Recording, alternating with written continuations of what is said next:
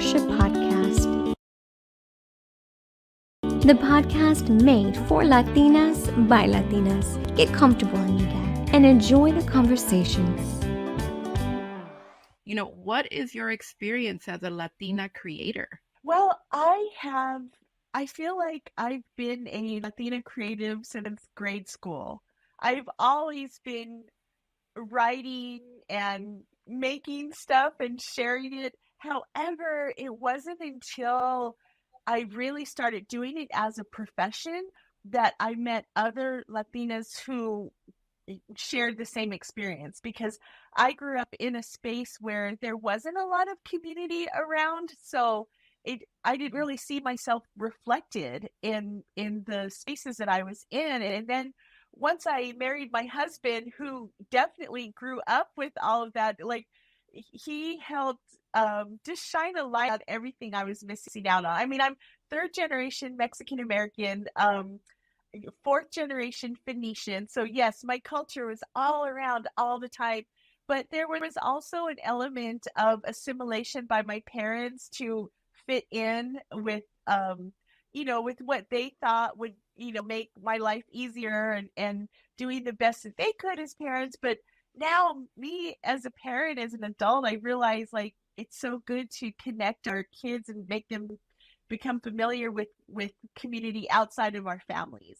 And so just for the past, like 30 years that I've been doing this professionally, it's just made such a big difference, because I feel like we're all a lot of things. We're women, we're business people, we're creatives, and we're also Latinas. And so I try to reflect and incorporate all of that into everything that I do, and normalize it. Of like, this is everyday life. You will see a little bit of all of these things in everything I do, because that's who I am. I love that. You get to show up as yourself. So first of all, let's give it to him, because you're a Mexican American artist, author, should I go on? Speaker, entrepreneur, shiro. Are you a mom, right? Yes. Wife, you said married. You're on and on. A new grandmother. My son they had a baby like last year. So all the things, but I call it like being a hyper creative. And like realizing, I didn't realize at the time, but I just wanted to do everything. And early on, like in high school, I made this list of all the things I wanted to do. Like I wanted to write women's fiction novels. I wanted to share craft projects. I wanted to interview celebrities. I wanted to travel all over the world. And I've done all those things. And I didn't even realize I had the list until after my mom passed away. And I found some of my journals from high school. And I was looking through them, and I'm like, oh my gosh, I was like manifesting even back then. I just knew what I wanted to do sometime in my lifetime. No, there was no timeline attached to it at all, but it was just like, these are things that I want to do. And over the course of several decades, I've been able to do them. So it's been a hyper creative, multi-hyphenate, I guess you can say. But I always like to tell people it's such a good example to realize that you have the time to do a lot of things. So get started now on them one at a time, because you have the time and opportunities to make these things happen. Yes. It's like, stop scrolling and like create a PowerPoint, or stop, right? Like you have the time. I agree with you. Let me tell you, my husband, without going off into a tangent about me, because it's about you, will tell me all the time, he's like, you just want to do so many things. Like you're always trying to do stuff, and I'm just like, if I die tomorrow, without getting too dark, but if I die tomorrow, right? I'm like, oh my God, I want to know that I at least tried to do all the things that I love, that I'm passionate about. Not everybody's like that. So this like what did you call it? Hyper creative or hyper creative? And you know what it is it's just, and this is a message to anybody listening right now. It is so easy to get stuck on the hamster wheel of routine, of doing the same things every day. And I look at it like staying on that one track.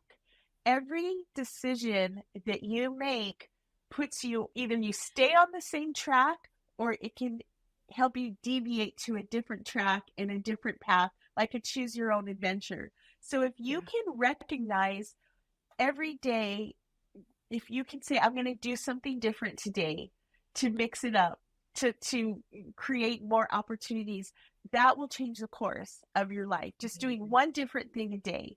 But we have been programmed and conditioned so much that we wake up, we drink our coffee, we check our email, we brush our teeth, we get dressed, we go to work, we deal with that, we come home, we eat, we drive in the same path every day. That is all routine. And if you could mix it up, at least one different thing a day, or incorporate something, take something out, put something new in, you will see change in your life. It will become more interesting. That's for sure. Let me tell you, because you've got 12 books now that you've... Yes, 12 books, and 2 of them are novels. One of them is about Frida Kahlo, which is a bestseller, and it's actually sold at the Frida Kahlo Museum in Mexico City. So, and it all started just with, being consistent with things. I started a blog, and I just would blog all the time about different topics and write about different topics. And it led to having books, to authoring books. Amazing. How did you figure out, because I'm trying to understand, what was your moment of hamster wheel life where you were like, okay. So there's a difference between consistency and routine. So routine is like the hamster wheel. For me, like a good example was my husband and I are both artists, and we spent 10 years vending every weekend at events, hand making items, setting up the table, vending, making however much, one after another. That event life, that festival life. Yes, and it's fun, but you know what? We were never able to scale that part of it up. And I realized if we want to scale it up, we have to, because our hands are going to be sore. People keep buying the same things. So I decided to identify the best sellers and create collections to pitch to manufacturers so that I could design Crafty Chica products and have them in retail stores. And the consistency with that came with spending a little bit of time every day. What would my product line look like? What kind of stores would I want it in? What kind of manufacturers would I want to work with? Consistency with that dream, turning it into a goal and an action plan. So I stayed consistent with that until I was able to find the path to make it happen. So my path was going to the crafted industry trade show and, first going in, taking little packets of what Crafty Chica was, coming up with my show, Don't Tell, which was Ugly Betty meets Martha Stewart with a dash of Oprah optimism. I love it. That people could quickly understand what my brand was about. And if they ask me, what do you see? How do you want to work with us? I'm like, oh, this is a clay company. I would love to design some clay cutting pieces that come in a set. The Latino, we 40% Hispanics in here in Phoenix, Arizona. I had the numbers to show the whole thing. The next year they invited me back as a speaker. And I'm like, okay, if I'm going to be a speaker, I'm going to be speaking to a large group of people, manufacturers, so I can connect with manufacturers and pitch a product line. And so it's really being consistent with what your goal is and building an action plan. And to do that, you have to take some things out of your routine. So that meant I had to stop the hamster wheel. I'm like, if I'm going to work on what this product line would be, we can't be doing events all the time because it's burning me out like crazy, making, 3 dozen magnets and 3 dozen this and 3 dozen that. It was just overwhelming. So really recognize what are the routine items that really are not moving the needle. And then I always call it shaking your snow globe. Where you shake a snow globe and all the glitter gets reset and it goes around. And then it settles. Yes. Yes. So you have to shake the snow globe and say, okay, time for something new. And then be consistent on what that is and how you're going to make it happen. Amazing. So you make it sound like you had a whole team of people. You had a marketing person, you had an No, accountant. it You was had... all me. But you know Amazing. what I did do was at the time that I launched Crafty Chica, I was working as an entertainment reporter at the Arizona Republic, where I Okay. interviewed movie stars. Like that was my dream Oh, job in high school, was to be a features reporter and interview musicians and movie stars. And then when I did it, I was like, you know what? What if I could do this for them? I want someone to write a story about me. And so I decided to flip it and yeah. use my blog and my brand as a way to leave the newspaper industry and do Crafty Chica full time. So Hmm. when it was scary, it was really scary. But what I did was at the time I looked at websites like Oprah, E Online. This was like in the 2000s, Right. I and was gonna say, yeah. and I made my website look like theirs. Like I wanted it to look larger than life. I wanted it for anyone, press people or the manufacturers who do products to look at my website and go, "Oh my gosh, I want to work with her." And that was like, still to this day, I have that. Everything I do, I'm like, I want someone to look at this and say, I want to make that, or I want to buy that, or I want to work with her, I want to That's hire like your her. compass. That's like your Yes, compass that you come back setting to when you're... intention. I want people to feel inspired. Like I want them to make this project this weekend and show me pictures next week. Well, we do, because let me tell you, I see you on Instagram and I'm like, she makes it look so easy. I want to do that, you know? Yeah, but it's also consistency and learning a new Yeah, skill. So again, absolutely. knowing the difference between routine and consistency. Yes. Do you feel like that would be the best advice that you would give, up and coming, or even not even up and coming, right? Like creative Latina Oh leader, yeah, it's just anyone at mom who's any sitting on the couch stage. dreaming, right? Like what would Hmm. be the best advice you would give Okay, today? so this is something new that I shifted into over these past couple of years, is Hmm. looking away from quote goals and Mm, looking at it more as experiences that I want to have, and looking at it in a higher perspective, that everything is temporary. We're only here for a limited amount of time. And it's like a Disneyland. There's all these different lands, yeah. Frontierland, Tomorrowland, all of that. Like, let's experiment with all of them. What do we want to do in this lifetime while we're here? What are the things we want to do? And Yeah. really telling yourself, like, yeah, I can choose. If I want to be a book author, let's write a book. What are my ideas? What is my business? What kind of book would I write? And then you go to the library or to the bookstore and you look at similar books and you say, okay, I could do this. This is how I would do mine different. What are the publishers that publish these type of books? Let me go to their website and see what it takes to put in a submission. So it's really thinking about what kind of experiences that you want to have and looking at I your have to life. sit with that. I Yes, have to it's a little bit. interrupt you because I'm having kind of like a light bulb moment. Mm-hmm. And I'm going to tell you why. This whole not goals, but experiences. Yes. For me, and I'm thinking other people feel the same because I'm not alone, right? It's shared experiences. I feel like you saying experiences versus goals takes a little bit of the performance anxiety out of it, Yes. Yes. right? Like I'm always Exactly.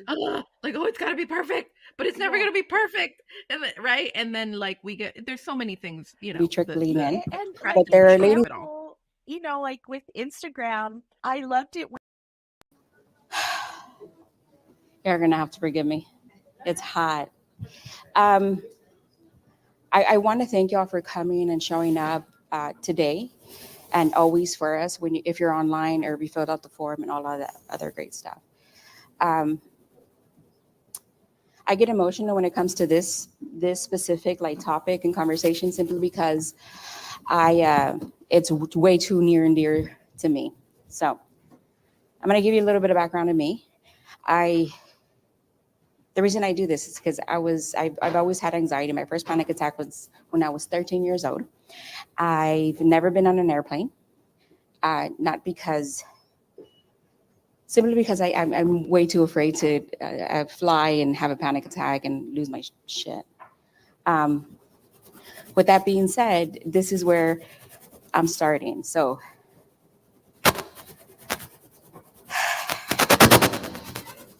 me switch you out to a wire. I'm very sorry.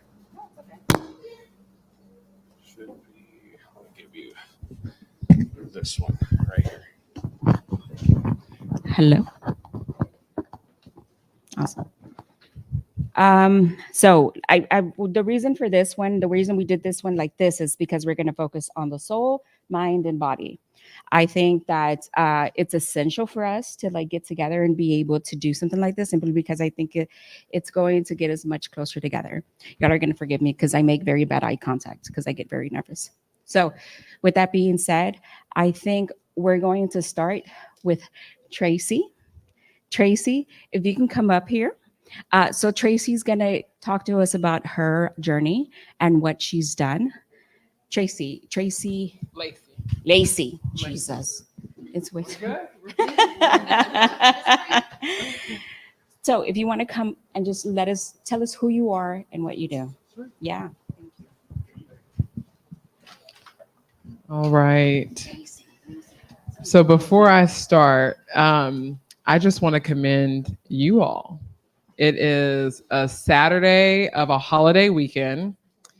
You could be anywhere in the world right now. You could be on a beach. You could be wherever. And it's no accident that you landed here with this beautiful soul who is creating events and spaces like that, like this, for us to come together. And so I first want to just say, if you showed up today, if you got out of bed and said, I'm showing up for myself, I'm showing up for my sisters, I'm showing up, give yourself a pat on the back. You should feel really good about that. So my name is Lacey Tiziano. I'm the founder and CEO of Passport Journeys. It's an app that is completely focused on the mother-daughter relationship. So mothers and daughters who want a better relationship or are struggling can download our app. They fill out a quick questionnaire, and then within 48 hours, we match you with a licensed therapist who just walks you through, holds your hand, and walks the mother-daughter pair to a healthier relationship with 2 video sessions a month.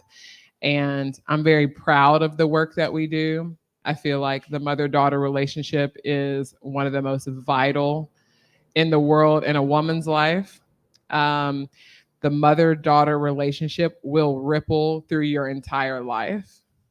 So that's while your mother is here. If she's passed, like my mother, the relationship with the daughter and her mom, no matter if it's positive, no matter if it's negative, it shows up everywhere in your life.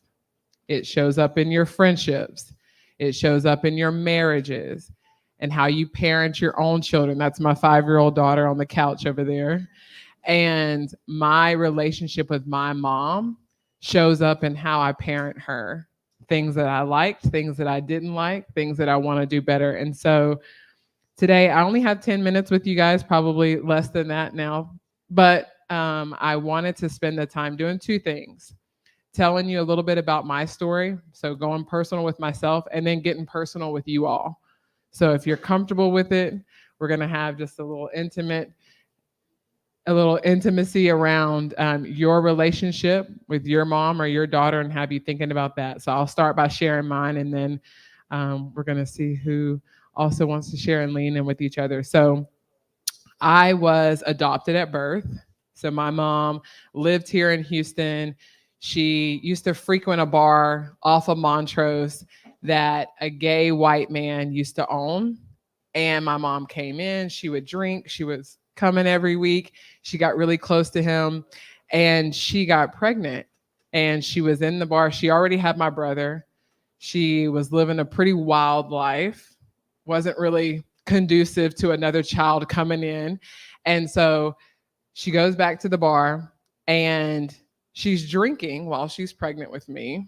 And the owner of the bar, a gay white man with one arm, so he's serving her. She tells him about her story. You know, I'm pregnant. I don't think I can have another child. She was planning to have an abortion. And this man said, I'll pay you for your child. My mom's like, what? Are you serious? And he says, yes. He says, because of my lifestyle, I'll never get the chance to have a child the traditional way. And so if you are willing, I will put you in rehab. I will take care of you. And whenever your daughter is born, she's mine. And my mom agreed to this. It's funny now, me thinking about that, me thinking about her standing in a bar with this gay white man saying, sure, I'll give you my kid. So it sounds, just kind of bizarre now, but it was an amazing agreement that they created. He took care of her. I was born, and then that was it. I didn't see my mom again after the day I was born until I was 18 years old, Mother's Day. I was living in Huntsville, Sam Houston, and I found my mom's information. At this point, I was always told that my mother had passed away. So when I was growing up, I thought, I didn't have a mom. People would say, well, where's your mom? I'd say, oh, she died when I was young. I never met her. And so at 18, I'm working at a gas station in Huntsville. I'm trying to get information about my mom. Y'all remember 411 where you could call for information? So I call information and I give them my mom's name because I'm thinking maybe I can get a phone number. Maybe I can get some more information about her.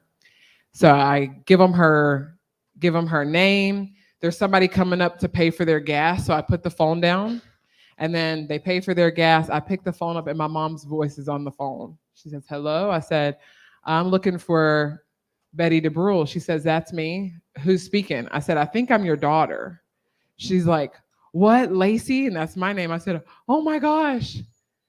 I'm thinking, what is going on? I was just calling to get information about this woman. She says, where are you? I said, I'm in Huntsville. She said, can you drive to Houston and meet me today? And I'm like, oh my gosh. At 18, you thought your mother was dead your entire life. And here was my opportunity to meet her.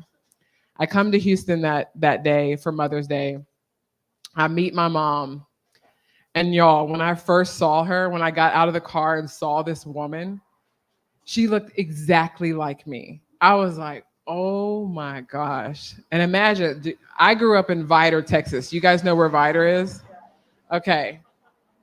This Black girl grew up in Vidor, Texas. So Vidor is a very small town, used to be known as like a sundown town. Like Black people did not go after dark. It's not safe type situation. So imagine growing up that way, meeting your mom. And when I saw her, she was like Samoan and Black, and she was exotic and beautiful. And oh my gosh, y'all. So I met her that day and we had 10 years together, 10 incredible years. And by incredible, I mean like this. One day we were, oh, I love you, mom, daughter. We're going to reconnect. We have so much to learn. And the next day it was like, I hate you. And, resentment and guilt and all the things. And so we had a 10-year journey that was just heartbreaking, beautiful, deep.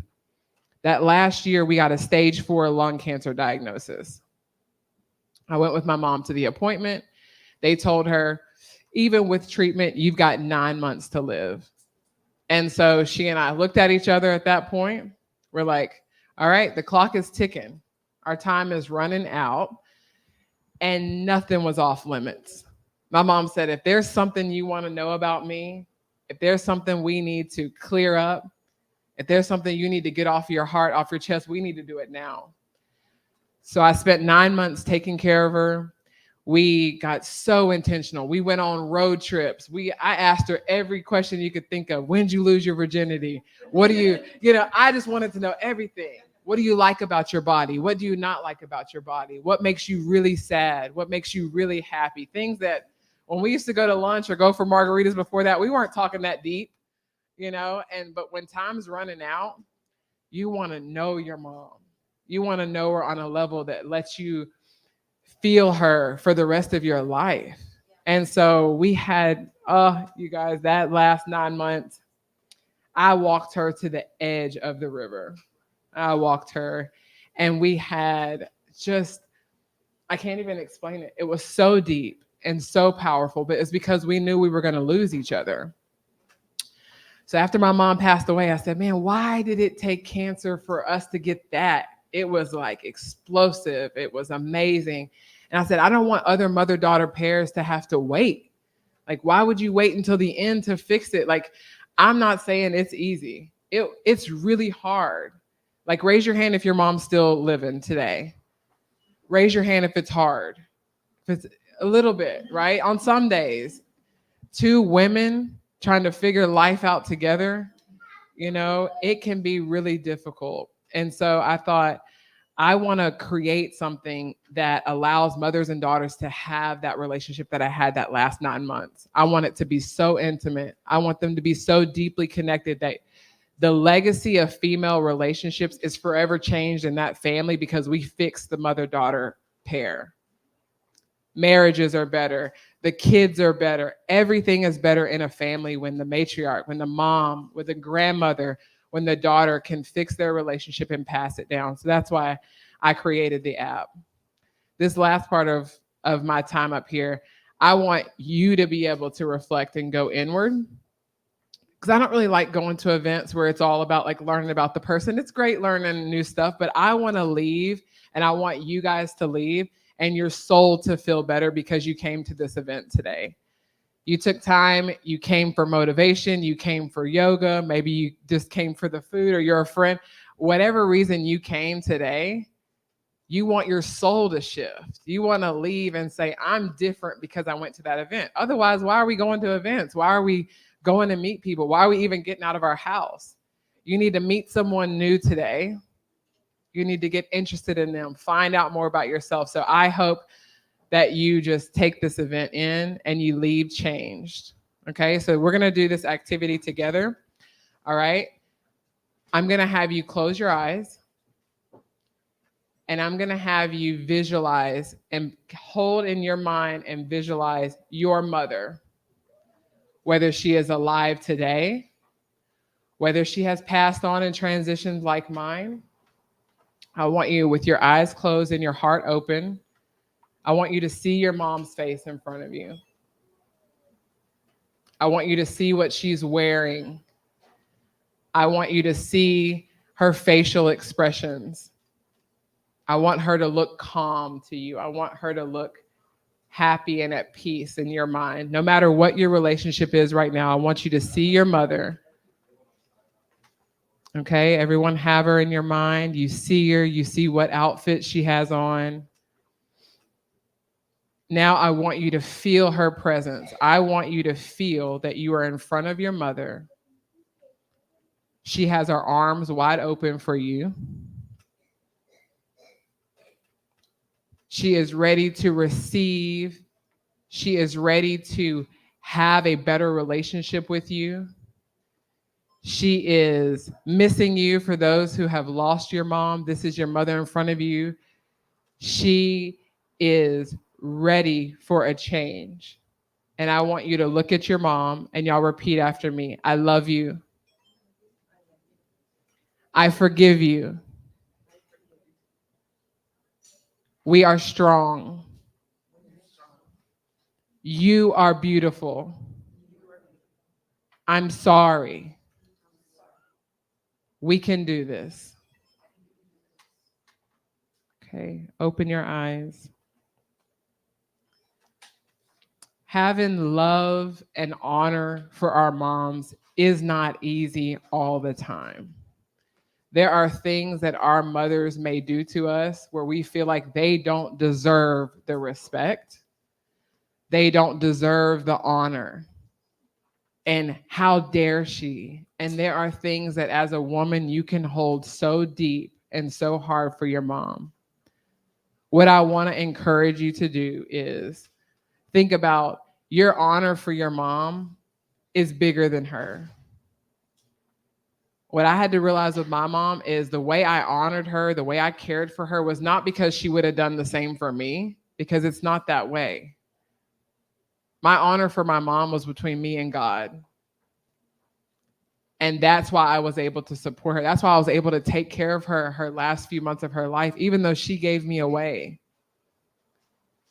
So whatever you're feeling, whatever you're dealing with your mom, I want it to be healed. I want you to find it in your heart. I want you to find it in your life to hold a space for your mom that you've never held before, even if she doesn't deserve it, even if she's already gone. I want you to soften that if you can. And I want you to be able to enjoy a positive, healthy relationship. That's my hope for you. So I appreciate you spending time with me this morning. If you can find a neighbor and just give them a hug, tell them you're glad that you're just happy that they're here. It's all about connection. It's all about, and it might be awkward. I'm getting awkward in here. These might be strangers. That's fine. There you go. We all need hugs. So Angelica, thank you so much for the invitation to come and be with these beautiful women. I hope that you have an amazing day. If you're interested in the app, if you want to do the app with your mom or your daughter, you're interested in therapy, I am going to leave some brochures. If you want to start, I'll give you the first month free because I think you guys are beautiful and wonderful and worthy of that. And so I will leave some pamphlets. And if you want to get in touch, my information is on the brochures as well. Thank you guys so much.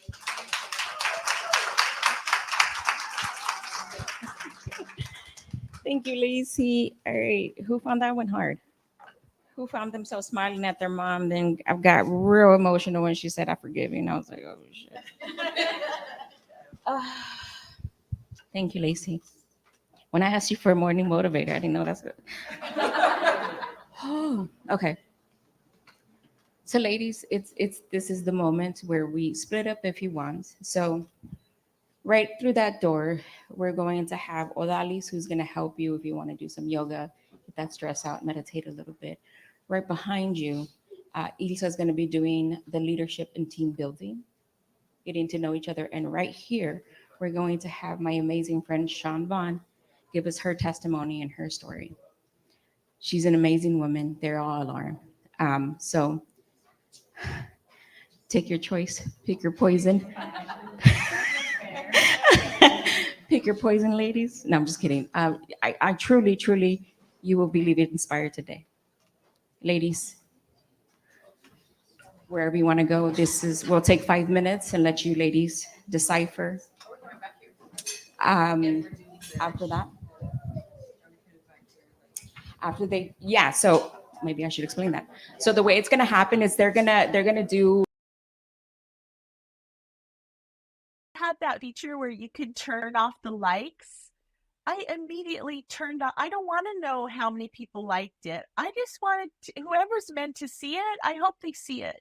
And I hope it's a lot of people. I hope, but when the numbers can mess with you and comparing, if the more time we spend worrying about numbers and comparing things, the less energy we spend on creativity, on building a plan, being consistent with something our heart is asking us to do.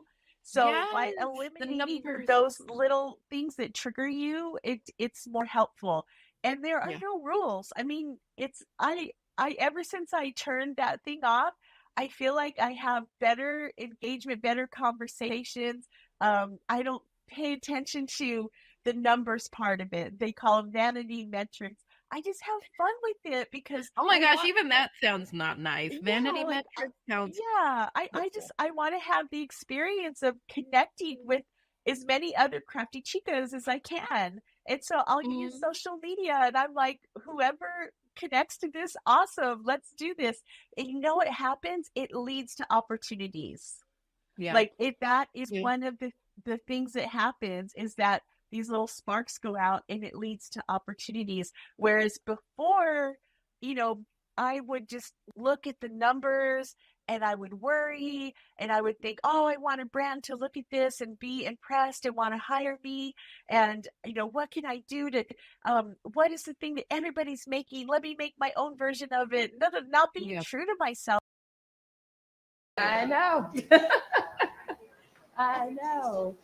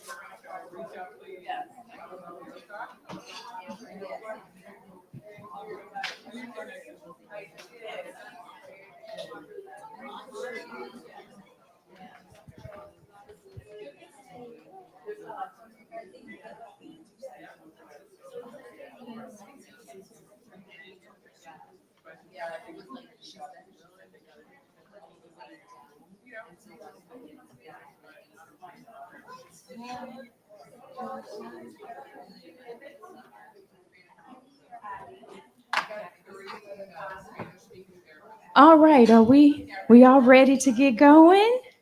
All right. So this session is about life, love, and connection, which I am very excited to be talking about. My name is Sean Vaughn, and I am the owner of Vaughn Media LLC, which is a leadership and development training company. I get to work with Fortune 500 companies like Google, Comcast, Aetna, some national associations. I enjoy and absolutely love getting in front of people and talking. And I'm trying to make sure that I don't talk too loud. I was telling the young man over here, I won't need a microphone, but he was like, no, we're live streaming. You're going to need that microphone. So I'm like, please, Lord, don't let me be too loud in the mic. But for today, I am just going to really share my story about how something that was very traumatic to me has really pushed me into learning how to embrace living life fully with intentionality and purposeful. And I hate that it takes a lot of things to push us to that point. But once you get to that point and you realize that there's so much more to life than just the mundane stuff that we do all the time, that's what I'm ready. I want everyone to get to. So I have to lead with this. I told you all I like being in front of people. Growing up, I always thought that I was going to be this amazing superstar. You're going to see me on TV, or I will be singing like Whitney Houston in front of somebody. That did not happen, but it's okay. So I look at my life as like this sitcom. And y'all like to watch TV, right? Do y'all watch TV? And so my life literally to me is like a sitcom. I did have a video because I created this video for my family. So you all can see kind of how I look at. Y'all are probably too young to know this sitcom, but the facts of life. Do y'all remember that? All right. So I kind of, so I put a little video together, about me and my family, because I want you to see that our life is this sitcom. In my life, everything to me was perfect. I felt like I was doing what I was supposed to do. I get up, I go to work, I've taken care of my kid, I've loved my husband, I'm like the best mom. To me, that was life, right? But with every sitcom, you know that there has to be a plot twist, right? Because in that plot twist, they're really wanting to teach you some lessons in some of these stories, right? And so for me, the plot twist came 6 months ago. Oh, well, a little over 6 months ago now, I can say that. I went to my gynecologist, and my gynecologist discovered that I had cysts on my ovaries. Now, I've had a partial hysterectomy already. And so they didn't want to take my ovaries at that time because they were like, if I do, it's going to throw you into menopause and you're definitely not going to like me. And I was like, okay, that's fine. We can keep it. But then a few years later, I have some cysts that are on my ovaries that they're needing to remove because if they keep it there, there's a possibility that it can twist it out and cause some problems.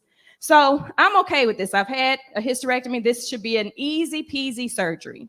So my gynecologist goes in. She removes the cyst, but in the process, she also perforated my bowels. She didn't know this. So she sews me back up, sends me on about my way, and I'm thinking all is well. 2 days later, I start feeling very just bad. I still hadn't pooped. Normally you don't leave the hospital until you at least poop, right? Pass gas, something like that, right? But that hadn't happened. And even 2 days later, that's not the case. And I'm feeling very, very, something's not right. And now I'm having a fever. I'm running a fever. So my mom was here. And so she takes me to the emergency room because my husband was at work. And they keep me in the emergency room for quite some time. And they couldn't figure out what was going on. So the emergency room doctor said, well, I'm going to go ahead and I'm going to admit you because we need to figure out what's happening.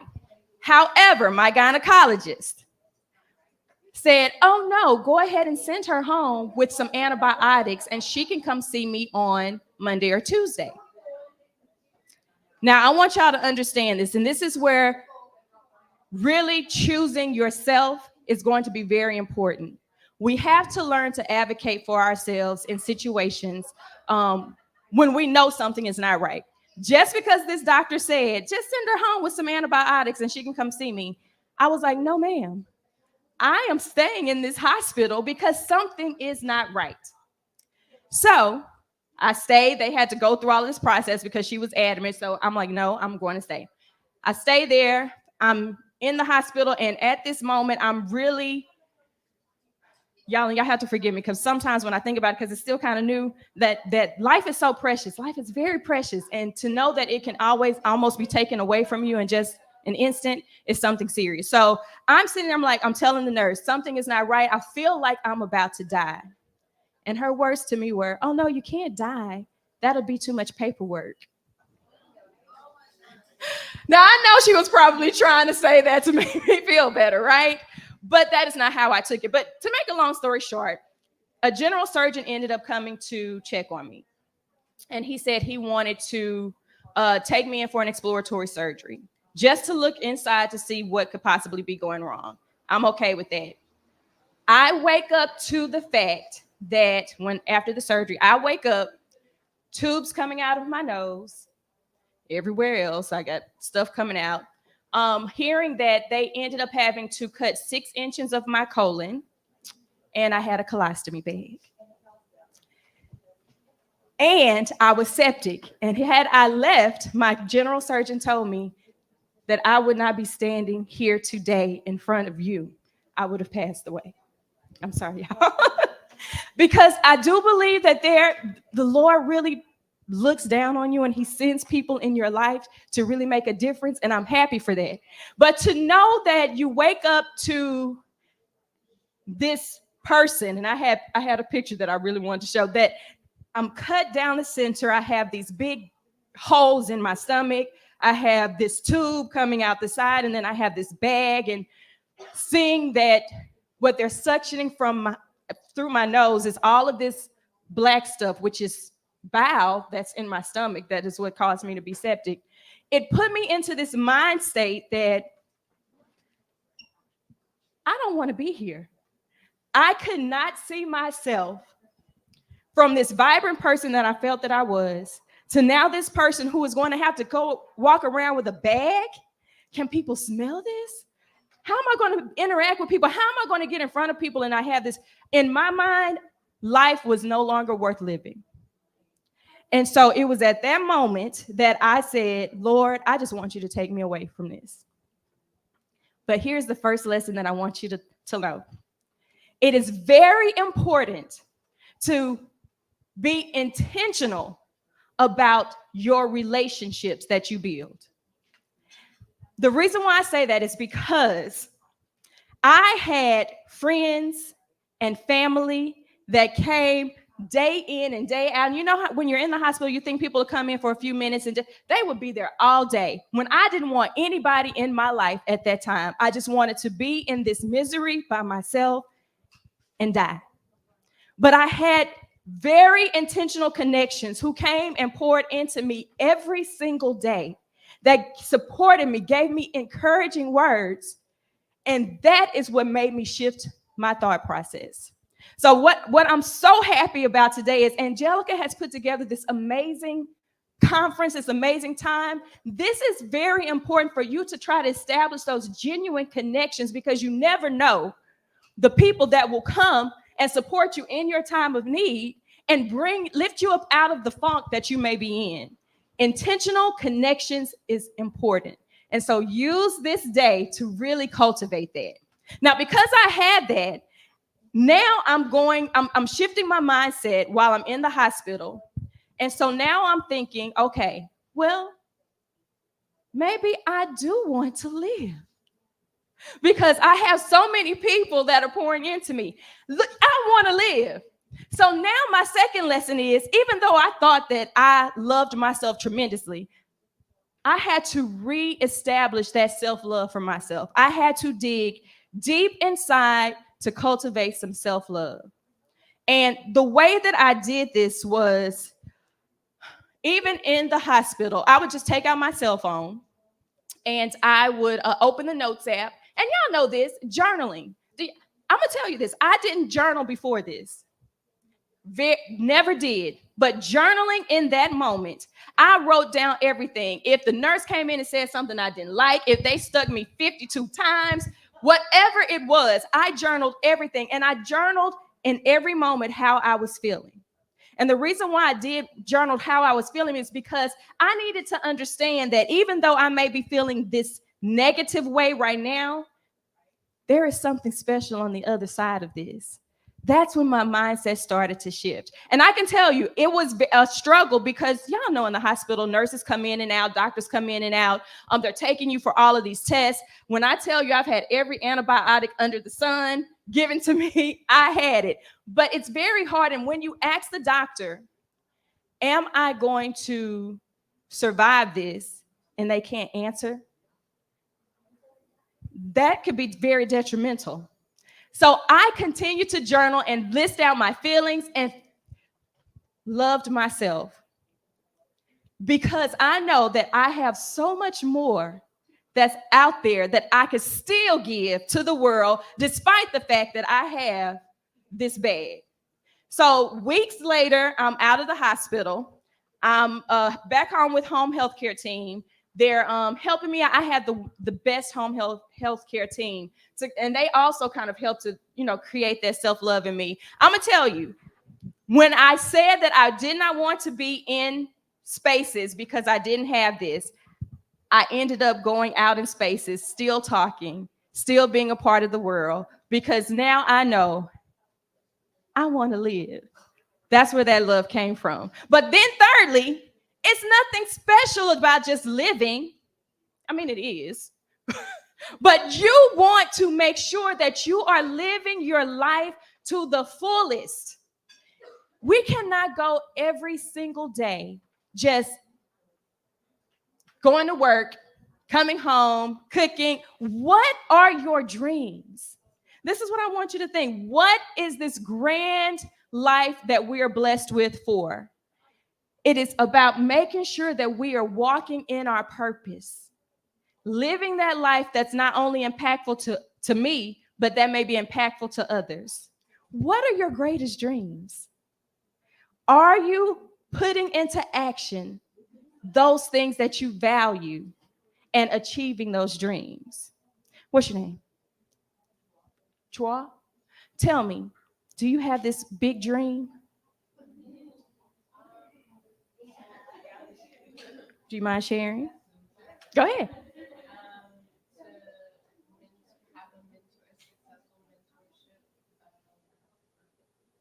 Okay. Are you doing everything that you can right now to do that? But you're working on it. Dream big. And I know that if you have this event next time when she comes back, that you'll probably be already successful in that business. I'm claiming that for you. Dream big. Name. Georgianne. What's your greatest dream? I think right now, this part of my life, my biggest dream is to find my own identity and like self-love and like what you're talking about is just finding who you are. My identity for so long has been my son because I'm a single parent. And so he's going to be a senior this year, spreading his wings, what we all wish for our kids. And since my identity has been him for so long, that's where I'm at right now in my life, is like finding myself, finding my own. I have a career, I have education, I have all of that. So yeah, just doing that. What else is out there for me to enjoy this life? Y'all, I'm telling you, life has been great for the 48 years that I have been here. However, I don't believe that I have really just grabbed the life by the hand, right? And do what I want to do. I told you when I started, I wanted to grow up and be an entertainer, right? Nothing is not going to stop me. I may be 48, but I am going to go out there, and y'all might be seeing me on the street saying, dancing, I'm going to make sure that I am living the life that I so dream of, that is so big. I feel like I could be the next Oprah. So I'm going to make sure that I'm doing, it could be just my YouTube podcast that I have, but I am going to do the things that are going to make me happy, because had I succumbed to this that happened to me, what would I have left behind? The fact that I was a great mother? I mean, that's good. The fact that I went to work every day They're going to forget about me in a week or so. What am I leaving behind? What is my legacy that I want to leave that says she lived her life and she lived it unapologetically? That's what I want. Back here in the pink. What's your name? Marianne. What is your grandest dream?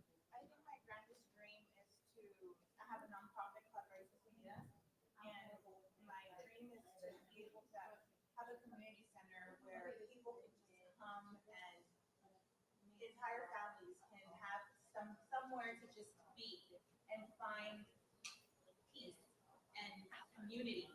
And I want to work for that. I love it. Y'all, such beautiful ideas. What's your name?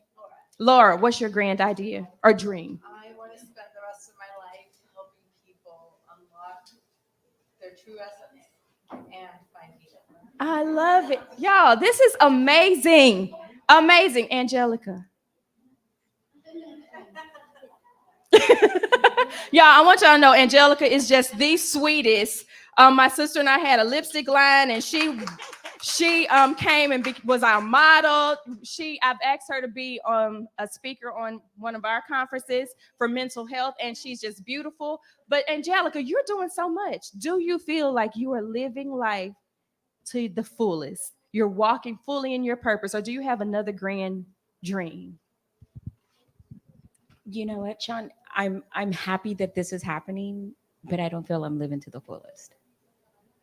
I've lived all this is comfortable, but it's not all of me. Okay. So what's your grand dream? I know. You know, my dream was to put my son through college. Right. Everybody else first. But I think my dream is to overcome this fear. And you're doing a great job. I want you to know that. Thank you. Yeah. I just want to overcome a lot of fear. Yeah. That's it. Okay. I love That's that. it, yeah. I love that. Now, with that being said, y'all give it up for Angelica because she's so sweet. Here is what I want you to know.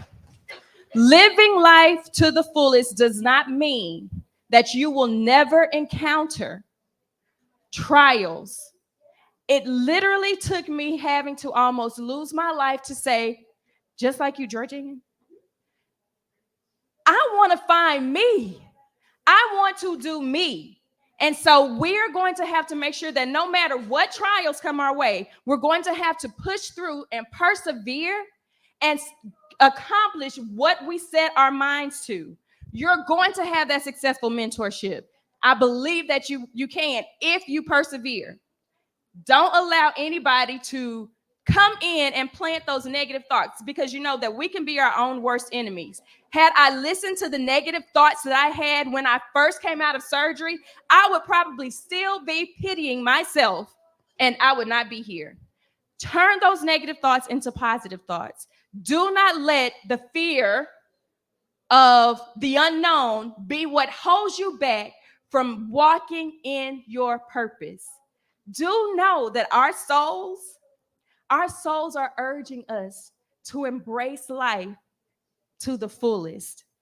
And that means a lot of times you're going to have to write it out, make it plain, make sure that you're shifting your mindset to give yourself those positive thoughts, but you're going to have to walk in action.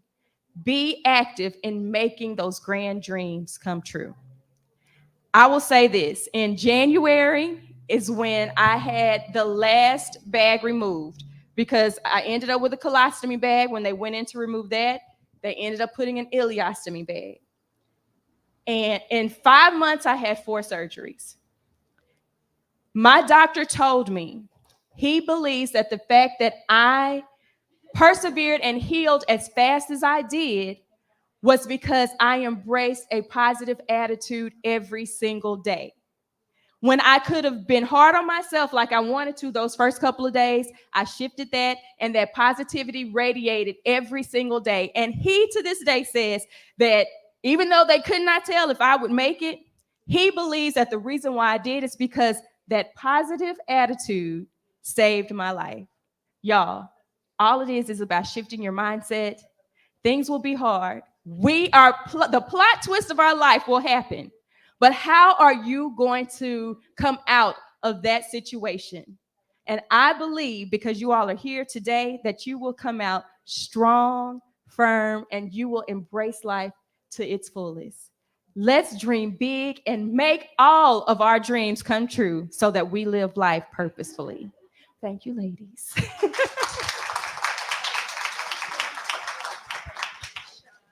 I get a really big sound, please? Because Sean, like really, really, really, truly, because the fact that we literally almost lost Sean. Like you were, and I hate to say it like this, like on your deathbed. It was it. It was it. That was it. Something simple. That turn. Y'all advocate for yourselves. You know your body. I want to put that out there. Advocate for yourselves. That's the biggest thing. Sean, thank you. Thank you again so much. Thank you. Thank you. All right, ladies. While the leadership is taking, the yoga is going to wrap up. I believe. Where's Jacqueline? Where's my Jacqueline? Where's my Jacqueline? She's the one that keeps me on task. I think it's sound bowls. Singing bowl.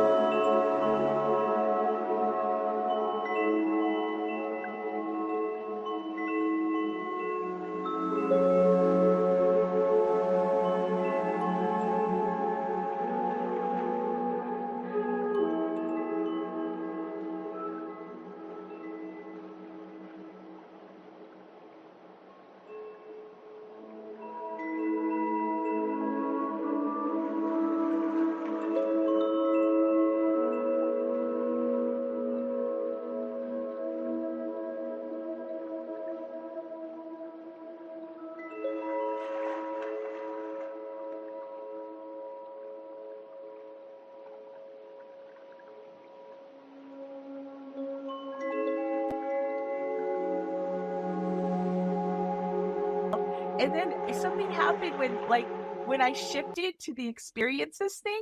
I'm like, Yes. I want to have the experience of people being excited to make this. And I had one like, I want to have the experience of seeing an end cap, a crafty chica end cap at Barnes and Noble. And I Yeah. mean, that was one I had from a long time ago.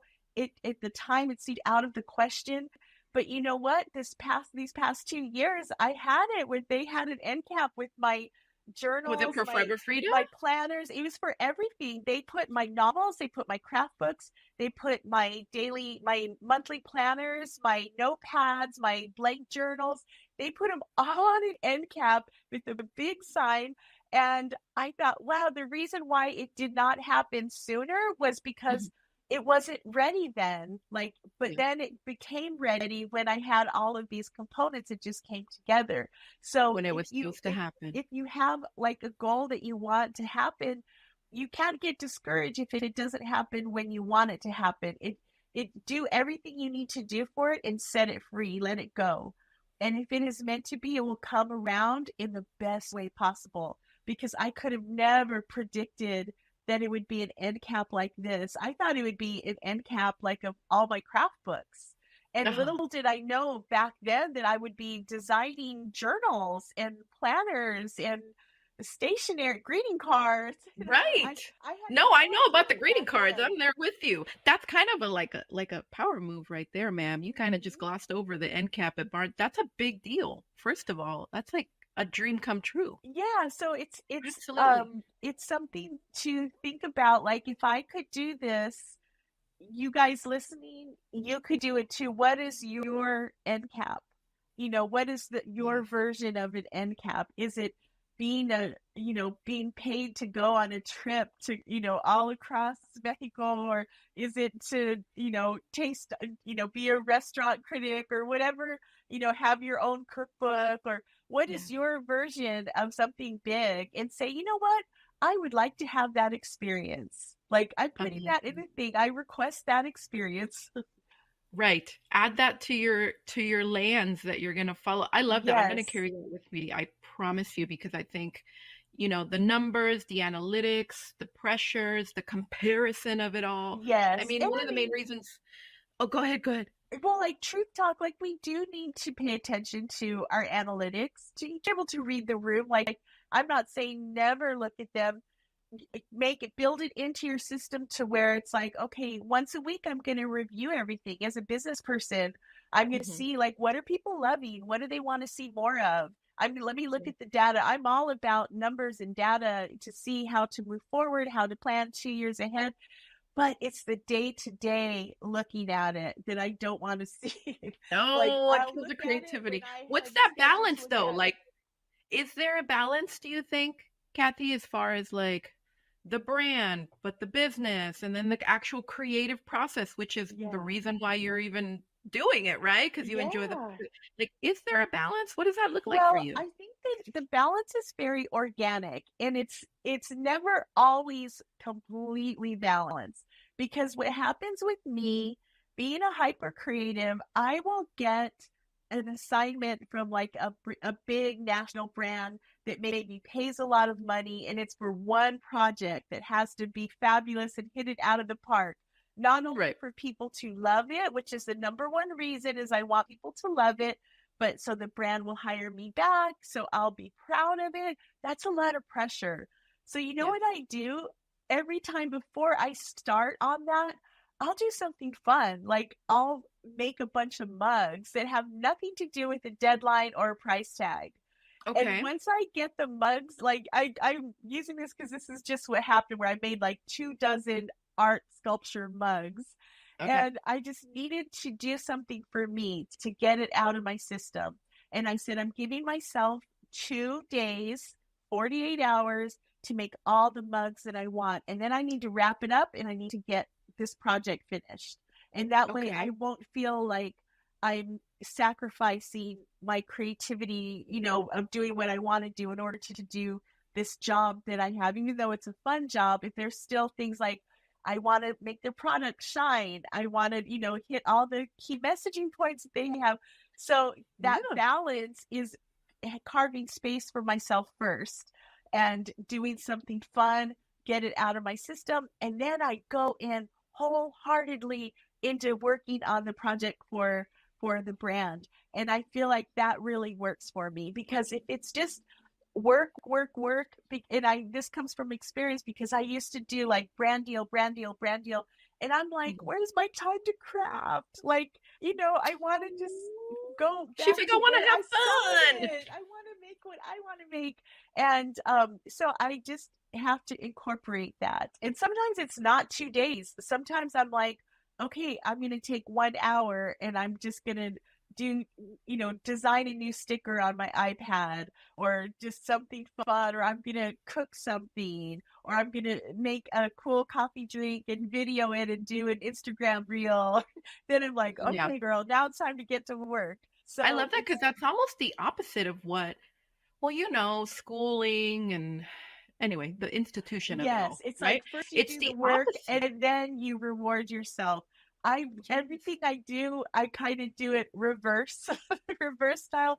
But that you have to find what works for you to create that balance. Because Yeah. I want to be able to everything that I do and make and create be 100%.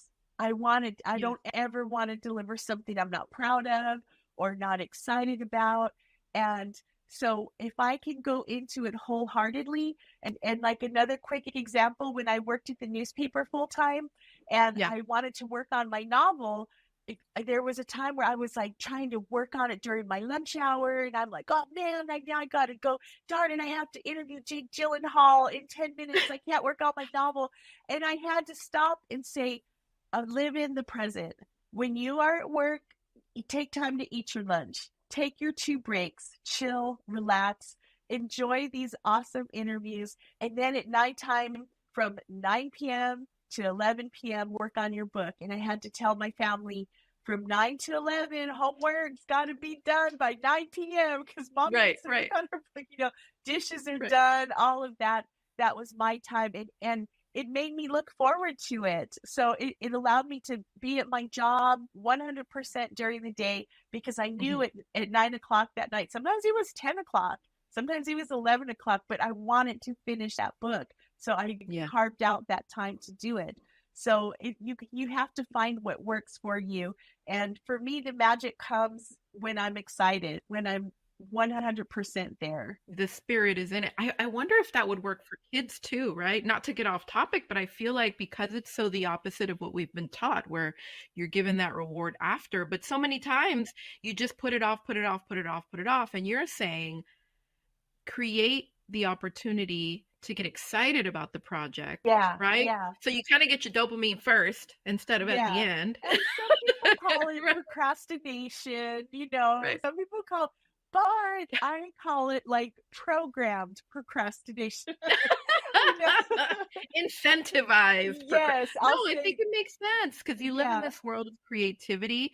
And, I explain to folks all the time, like, you can't say to a creative person, an artist, a singer, or whatever, like, okay, perform, right? Like, it just doesn't, okay, write a song now, right? Yes. Like, it doesn't always happen that way. Sometimes you're in the middle of eating a bagel and you're like, oh my God, right? Or taking a shower or whatever. Yeah. And so what you're saying does make sense, though. It's not counterintuitive. Yeah. And you have no excuses, because you can say, you know what? You already got it out of your system. Let's get this done. Now get it going. Yes. Yeah. And because I'm a businesswoman, like, I have to time box everything, because I also have a tendency, if I don't have a to-do list, if I don't program the amount of time for each project, I can go off the rails quickly and go off to a completely different path and start, going down the rabbit hole of where is Kate Middleton, and then 3 hours later, I'm like, oh my God. So I will say, okay, 2 hours on this project. I want it a total of 6 hours to complete this. So by 6 o'clock tonight, I'll be wrapping this up, and I'm going to go to bed feeling good that I have it done. And halfway through, I can say, okay, this is going to take a little longer. So we'll push it to 8 o'clock, or I'll get up at 6 in the morning or 7 in the morning and finish this last part then. So, but it's always writing it down. So, and it helps keep me on track. It's like my little tether to get it completed. Does that help too with projects? I mean, I imagine when you're getting these huge like brand deals, right? When you start getting into that world of like, how much time am I actually spending on this project and paying myself back? Yeah. Well, when I work with clients, a lot of times I have to turn in a sketch, and I'll know from the sketch of like, okay, how many steps is it? To show that to film, and also people who watch it, if it's too many steps, they will cancel out. They'll X out of it, Yes, we So check out. Like, yeah, no, I know yeah. the shorts. So Yeah, if attention if span. I sketch it out and run through it that way, it helps me bring the project to life. And Yeah. I can see the time of it. And my thing, I used to do too complicated because I think, oh, the more products I use, the happier the brand will be if I use all of their products. And now I've learned like sometimes, simple is better. Like I just did this Crayola project, and my first thought is like this. And then I'm like, no, Kathy, keep it simple. So I used their air dry clay and I used their crayons, and I created these really cool terrazzo inspired coasters. And I just used those too so that people could look at it and say, oh, all I need is air dry clay and crayons and I can make that. I did. Like, I don't have to do a whole Hobby Lobby run. I can just Right. Yes, right. exactly. Yeah. I can just go to Target and get two things. Yeah. Okay, I think I Yeah. could do that. Or Uh-huh. they might already have it actually when it's just Exactly. that many Yeah, those are products. the best if it's things they already have. Yes, absolutely. What's your creative process when you're not, aside from like, okay, I've got a project, let me do something to get inspired. What is your creative process aside from that, right? When you don't have a deadline? When I'm just open with I have a list of things that I want to make. So I have Okay. an area in my studio with these cafeteria trays where I have supplies for projects, for tutorials, for Instagram and TikTok. So I keep them where I can see them every day so I don't forget about them, because if they go in the cabinet, out of sight, out of mind. And so that way I can look at them and I can say, okay, I can do this. If it's just comfort time, maybe I'll go, watch a TV show, or, just go have coffee with a friend. I'm very social. So I have a lot of like brunch meetings with friends at different places around Phoenix. So I build in time for that, for coffee, breakfast, meeting friends. And then I feel great when I come home. It's time to get to work. Yeah. I was gonna say, are you like a solo where you like to, I like to do a lot of my creative things by myself. I'm a Probably little because bit I of have three both. kids and I'm busy, but do you like the quiet or do you like, no, let's do a group party and I paint? do both. I definitely do both. Okay. So yeah, I'm a left-handed middle child Sagittarian. So Oh, I'm a all about the left-handed middle party, child. doing things different. Yeah, look at me. Yes. Yeah. So I Yeah. do both. Oh my gosh. And you have like the special left-handed scissors and everything, I'm sure. Well, I did, but in grade school we were trained on right-handed scissors, so I just always stayed with it. So Yeah. I do use right because it's hard to always You find just left-handed adjusted. thing. I just adapted. It's Yes. good to adapt when you have to. No, of course. And I can see all the beautiful stuff behind you. I'm like, I want to Oh, see what's up. Is that your yes. book there on the corner? Yes, so up at the top here on the shelf is like the little Crafty Chica library. So Yep. I have all of my books there. And I like putting things that I made, different things from my product lines from stores over the years, because it just is a constant reminder of, you did that. Like, Yes. let's do more. Let's keep adding to this. Like, this is Yes. always You did evolving. that. Because You this is what I love to do. and you get to do it every day and make Yes. money. Come on, Yes. Kathy, that's everybody's dream. That's the thing. And it's like, it's about thriving, not surviving. Because this is something Say I it learned. again for the people in the back, Kathy. Yes. Thriving, not just surviving. Because what happens, the number one question I get all the time for people when they want to leave their 9 to 5 to do a creative business is they always say, how do you match your paycheck with what you make? And I'm like, I don't want to match my paycheck. I want to triple my paycheck. Yeah. once you're an entrepreneur, especially being a creative, you can, there's so many ways to make money. There's so many ways. And sometimes I get overstimulated. Like this goes a little deeper. Like my dad, he was a very hard worker. And any opportunity he had to make money, he did it. So he worked by day as a civil engineer for the city of Phoenix. By night, he was fixing cars, fixing cameras, fixing watches, doing all of these different things. So now I am the next generation, and that was embedded in me. And so any way I could opportunity, I would like be like, oh, I need to do that. I need to do that. One morning, I'm like working on this Amazon thing to be an Amazon seller, and I'm like, wait a minute, why am I don't need to do this. I'm thriving with my business, and I had to realize my dad worked that hard, so I wouldn't have to do that. You know, he put a work ethic in me, and now I can take it to a whole other level of, he was a hyper creative also, who he made jewelry, he sewed, he did made model cars from clay and fiberglass before he was married. Once he got married, he was all, stuck to, support the family. So now I'm at the stage where I can do the creative things for a living. And so I would get overstimulated at all the different ways that there were to bring in income. And I had And to you check wanted to do them myself. all? I Like you felt really wanted to just obligated. be, I felt guilt and obligation that I needed to do all of them. And I realized that was scarcity mindset. I was operating out of fear. And this was several years ago, and there was this she's another Latina. She does finance stuff. Her name is Eileen Harris, and we were both at a speaking engagement, and she's the one who told me, like, why would you want to match your paycheck when you leave? Why not set the goal to triple it? And my mind was blown. I'm like, you are absolutely right. And she helped me crunch the numbers. And that figure she came up with, I started using it as my password for everything. And like within like the next year and a half, that's what my income was. And look, everybody's going to start doing that. They're going to be like, password is 100K. Or 300K. You know, like, why not? You could do it. But once you have that, it's not like it just falls out of the sky. You say, okay, what are the actions I need to take? And it doesn't, you could do a lot of little things, or you could do a couple big things. You can build a formula to it. Like if you want to bring in $10,000, what is your path to $10,000? You know, you could sell 10 things for $1,000. You could, like, break it down. Yep, you could really break it down. Yeah. For this one.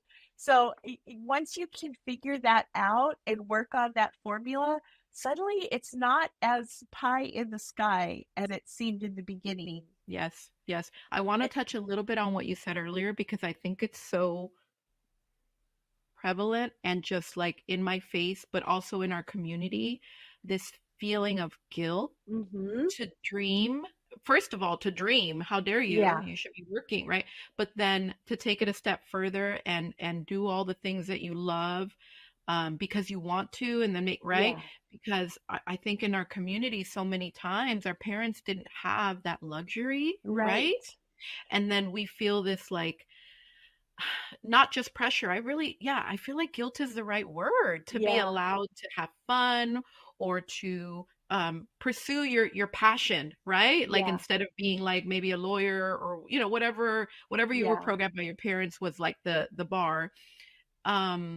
Because I felt that way too, and so many, and I trust me, I've been there. I worked in corporate, making the six figures, working 60 hours a week, like big beautiful house and all the things that come with that, but just feeling like I had to, right? Like that was the success. Like, really holding space for our parents and what they wanted for us is because it comes from a place of fear. Like they want us to be safe. They want us to be taken care of. They don't want us to struggle. So that's why they're like, go be a lawyer, go be a doctor. But they don't want us to struggle. Like as a parent, I have realized the best gift you can give to your child is to recognize what is that they love to do. and nurture that. That is where their success will come, is if helping guide them. I have 2 kids, and one of them was into gaming and the other one was into making YouTube videos. And now both of them as adults, that's their business. Maya has Maya in the Moment, where she worked at BuzzFeed for several years and she has her own platform of things. My son's the Geek Life. He invented this role play game that he did a Kickstarter, and it got funded, and he does all of these different things. So they both are able to take what they're passionate about and just go with it. And whereas if I had to, like, it was a test as a mom, because there was a point where I'm like, oh, I need to push them to go get their degrees and to do this, even though they didn't know what they wanted to do. And I'm like, I'm not going to do that to them, like, because they're going to get in debt and not know even what they want to do. I just said that in another podcast. Let me tell you, Kat, I want to hear from you. Like, what words did you use? Because I'm kind of dancing that line. So I've told my kids all the time, YouTube is a thing because the analytics and the likes and things. My babies are like 14 to 9, right? They're really little. And I'm like, oh, I don't want them to start so early and be worried about likes. So we haven't done the YouTube thing yet, but I know for me, I did feel that pressure. And so I've always said, like, do what you love, the money will come. But inside, my inner mama is like, oh my God, but they need to go to college and they need to get a good job and how are they going to afford the mortgage? Right? Like, but I try not to, I like, think it's like really tuning in to what they're interested in. And if you, like, say they're like, I want to be a dancer when I grow up, I want to be a ballet dancer. Okay, enroll them in ballet class. Start making them do those exercises. Do they really love it? Sometimes it's like after 6 months, no, I don't want to do that. Right. They see the truth of it, you know? And it's just kind of guiding them along the path to help them figure it out. And school, I mean, we're again programmed to be so linear. And I had my associates early on. I didn't finish my bachelor's because I was afraid of math. I got my bachelor's at 38 years old when I was at the newspaper because I wanted a raise. I was getting paid as a news clerk, but I was doing 2 nationally syndicated columns. And there was a managing editor who would come by my desk, and she said, this is so unacceptable. Like, if you don't go get your degree, you cannot do your columns anymore. You have to do news clerk, stuff. And that scared me. And I'm like, okay, I'll do that. Let me go pay for these classes and get the limitations. But we accepted them. I was ready at that time to do it. I was not ready at 21 or 22. I did it when I was ready. So you have to understand that school will always be there. And, my sister is almost 50 and she's finishing up her bachelor's. So it's always going to be there. We don't have to rush everything. And I've seen kids who go through school, family, kids, and then they're in their 30s and they're like, oh my God, now what? Like, I did everything. What's next on the checklist? And when you look at your lifeline, how long your lifeline is, like you look at a yardstick, right?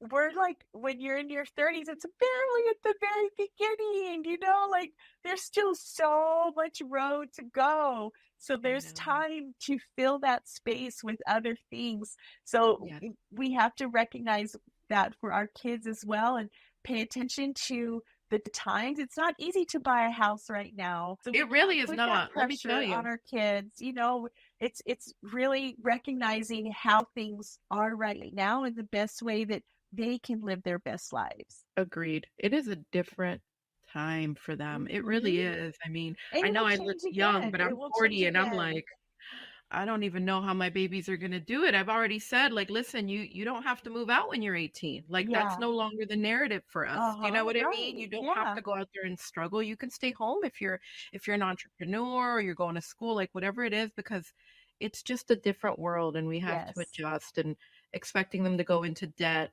instead of maybe being a baker. Events like these are very, very necessary because we have so much going on in our everyday life that we forget to take care of ourselves. And the name of this panel is It's Okay Not to Be Okay. And I think that a lot of us women go through that on a daily basis just because we forget about taking care of ourselves. We wear so many different hats. So a little bit about myself. My name is Marianne Garcia. I hold two full-time positions. I am a regional director of emergency medicine. I oversee 32 hospitals in the Texas area. I've been in emergency medicine for about 20 years now. That's my full-time job. During COVID, I just had to rethink life because it was a lot. You know, while people were losing jobs, we had to kick it into gear, and we had little resources but double the work. I hadn't had actual patient care in years. I started off as a trauma nurse, and it had been about 15 years since I actually did patient care, bedside care, and I had to like put my gloves back on and see patients. I was like, oh my God. And I stopped doing patient care because I suck at it. You know, I would cry with my patients. I would, I would literally like, I worked in trauma. I'd work in the emergency room, and patients would come in, and I'd find myself like at lunchtime going up to the floor to the admitted patients because they didn't have any visitors. And then I wouldn't sleep at night thinking, oh my God, did someone visit them? Did they eat? I suck at being a nurse. Like I get too emotionally involved and attached. And when you work emergency medicine, it's kind of like you have to detach yourself. I don't have that capability. So when COVID hit, I'm like, oh my gosh, I was just burnt out. And I had the opportunity to get involved in education and civically engage. So now I not only have a full-time job in emergency medicine, but I also now have a full-time job at AMA, which is the Association for the Advancement of Mexican Americans. I'm their spokesperson, but I also have I oversee recruitment, retention, and community engagement for them. So I hold both of those full-time jobs on top of having my own nonprofit called Raíces Unidas. And that's how I kind of got involved with all of this. And on top of that, I'm a mother of three. My father's on hospice. I'm the oldest of two. So being the oldest child, you know that you are a caregiver. You pretty much help your parents because I'm first generation Mexican American as well. So like I have to do paperwork for my parents. I have to do just all kinds of stuff. On top of that, I'm also trying to navigate a world where I was married for 22 years. And so I had to introduce myself into like actually having a personal life as well. I didn't know what that looked like. I didn't know what dating looked like. I didn't know, what's a dating app? What is all of that? Dating looked very different now. So trying to actually do that, then just navigating through life, doing all of those things and not losing my identity or even trying to figure out who the heck am I? I know that I like to civically engage. I know that I love to help people, and that's kind of what I've always done. But, and I find joy in that. But who's Marianne? What brings joy to Marianne? Like what defines me? I didn't know. I'm still navigating that, And as Latinas in our culture, we're just taught to calladita te ves bonita, just roll with the punches, smile, and act like you have your together, But deep down inside, I don't know whether the hell I'm coming or going, I promise you, and I look like I have it together, but I really don't. Monica's my roomie.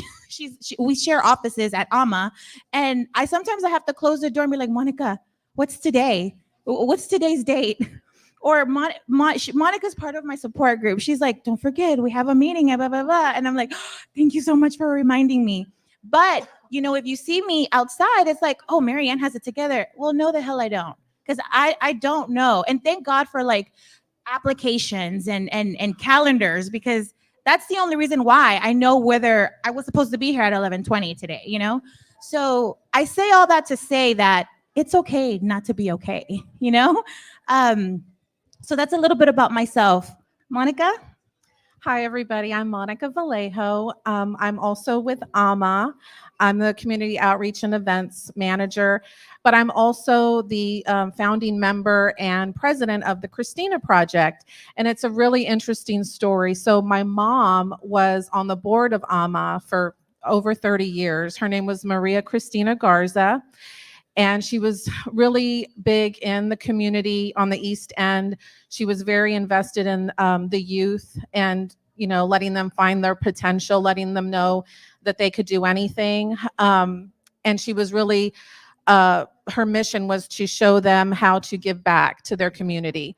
She instilled it in me and my siblings from a very young age. And it's just always been a part of our life. So we lost her in 2012 to ovarian cancer. And that was February of 2012. Well, in January of 2012, AMA dedicated their student center. They named it for her, and there was a beautiful dedication. And we were already involved. She actually said something at that event, and she said, I want my children to be involved. And they're doing that, and I'm so proud of them. But after we lost her and some time went by, we were like, we would visit her grave, but we just didn't feel her there. And so we decided we need to continue her legacy. We need to continue the work that she was doing. And so we started the Christina Project. So in 2014, so it's been a decade that we have done scholarships for AMA students. We have poured into these kids about learning, about giving back to their community. And that's just a huge part of my life. It is my life because now I work at AMA. It's coming on 2 years, but I mean, just a full circle moment. I'll find notes of hers around the office from a board meeting, and I'm like, this is the path that I was supposed to be on. It's funny how that all works, but with all of that, I'm a wife, I'm a mother, and just trying to keep it all together when you wake up on a day and you're like, I just don't feel like doing it today. I don't feel like getting out of bed. And you struggle with those feelings because there's like some shame there. Like, I'm always supposed to have it together, but it's okay if you don't feel good. It's just, to me, I have to just recognize that feeling and be like, okay, why am I feeling this way? And still trying to get through my day, but it's okay not to be okay. Rita? Awesome. Good morning. My name is Rita Sanchez Ochoa. Thank you, Marianne, for inviting me. I'm super excited. I love how we just all become connected. And then Monica and I just created the connection on how we've been connected for a lot longer. But I'm really excited to be here, especially in this segment.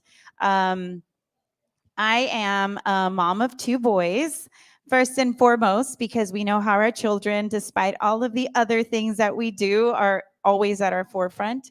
Caden and CJ, they are 18 months, my youngest, and 4 years old. I am also a speech therapist. I work in a charter school, Beta Academy. I've been a speech therapist for since 2010, so that's 14 years.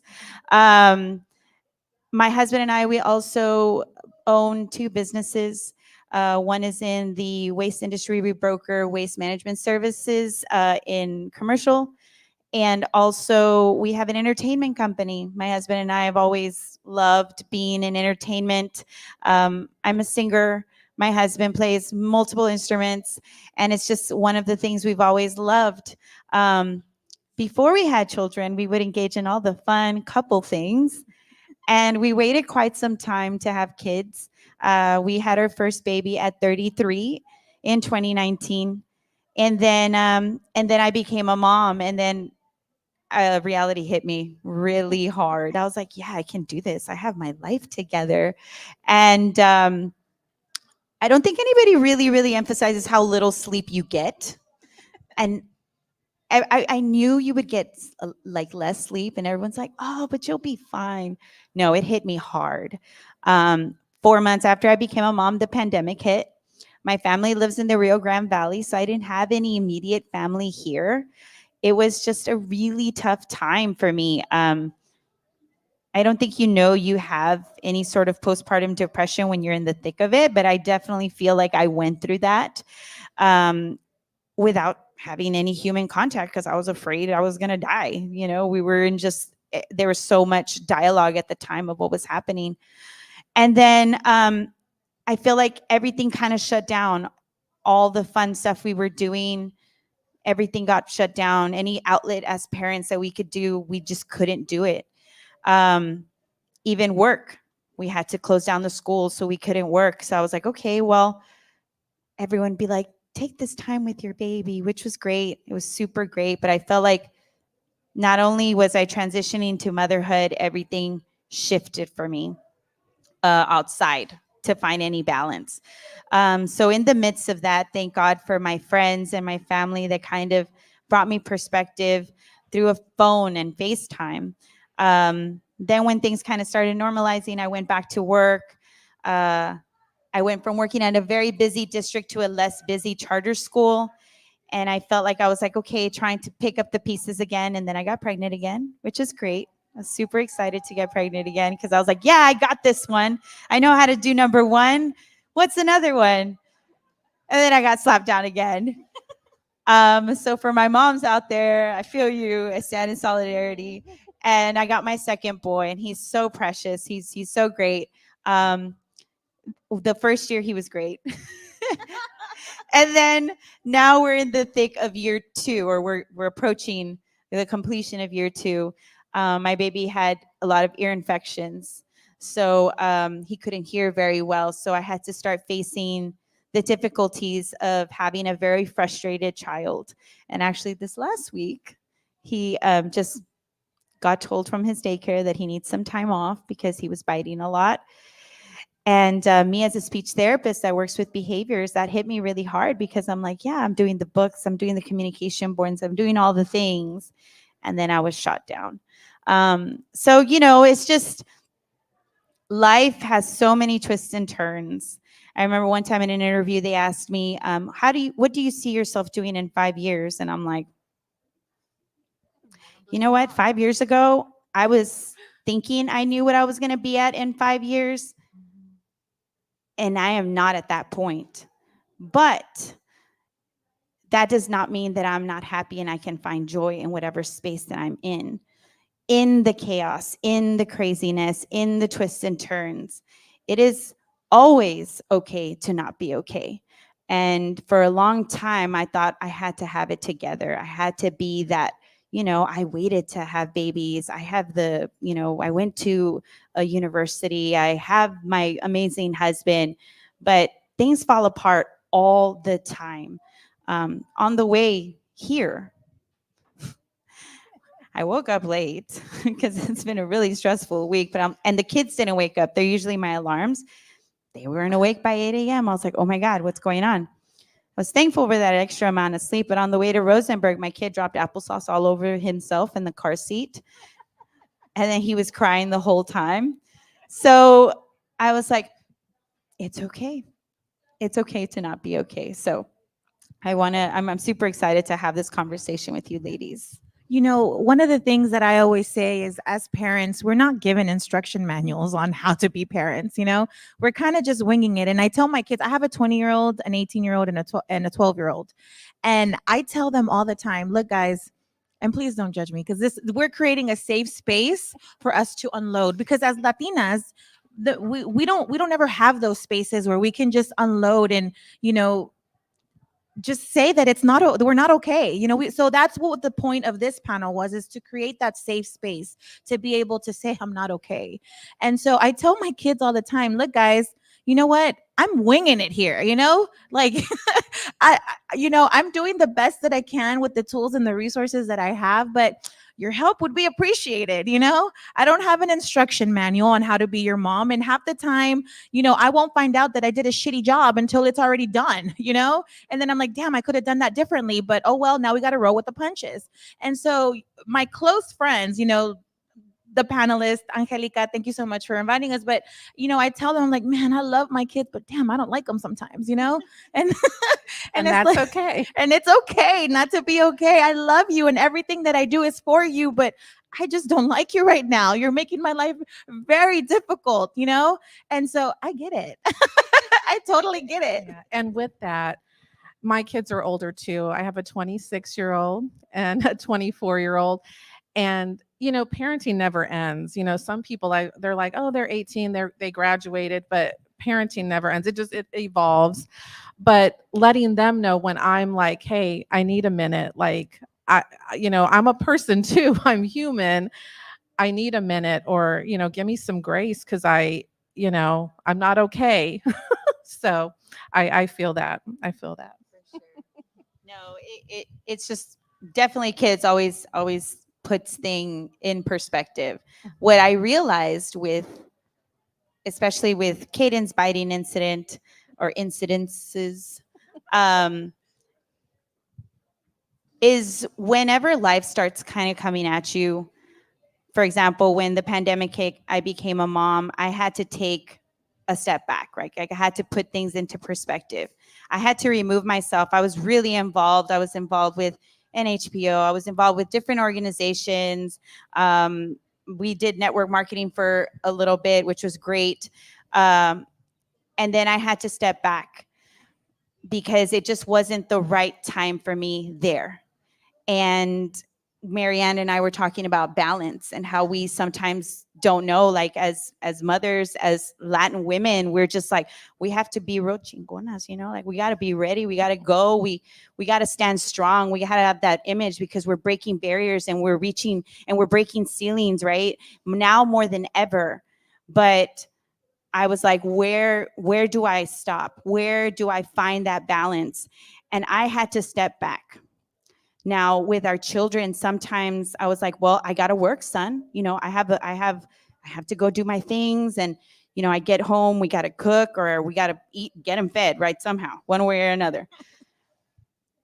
I hadn't stopped to think like how his ears were affecting his speech and his frustration, even though I'm a speech therapist, and how he's needing more one-on-one attention. Thankfully, I'm off for summer very soon.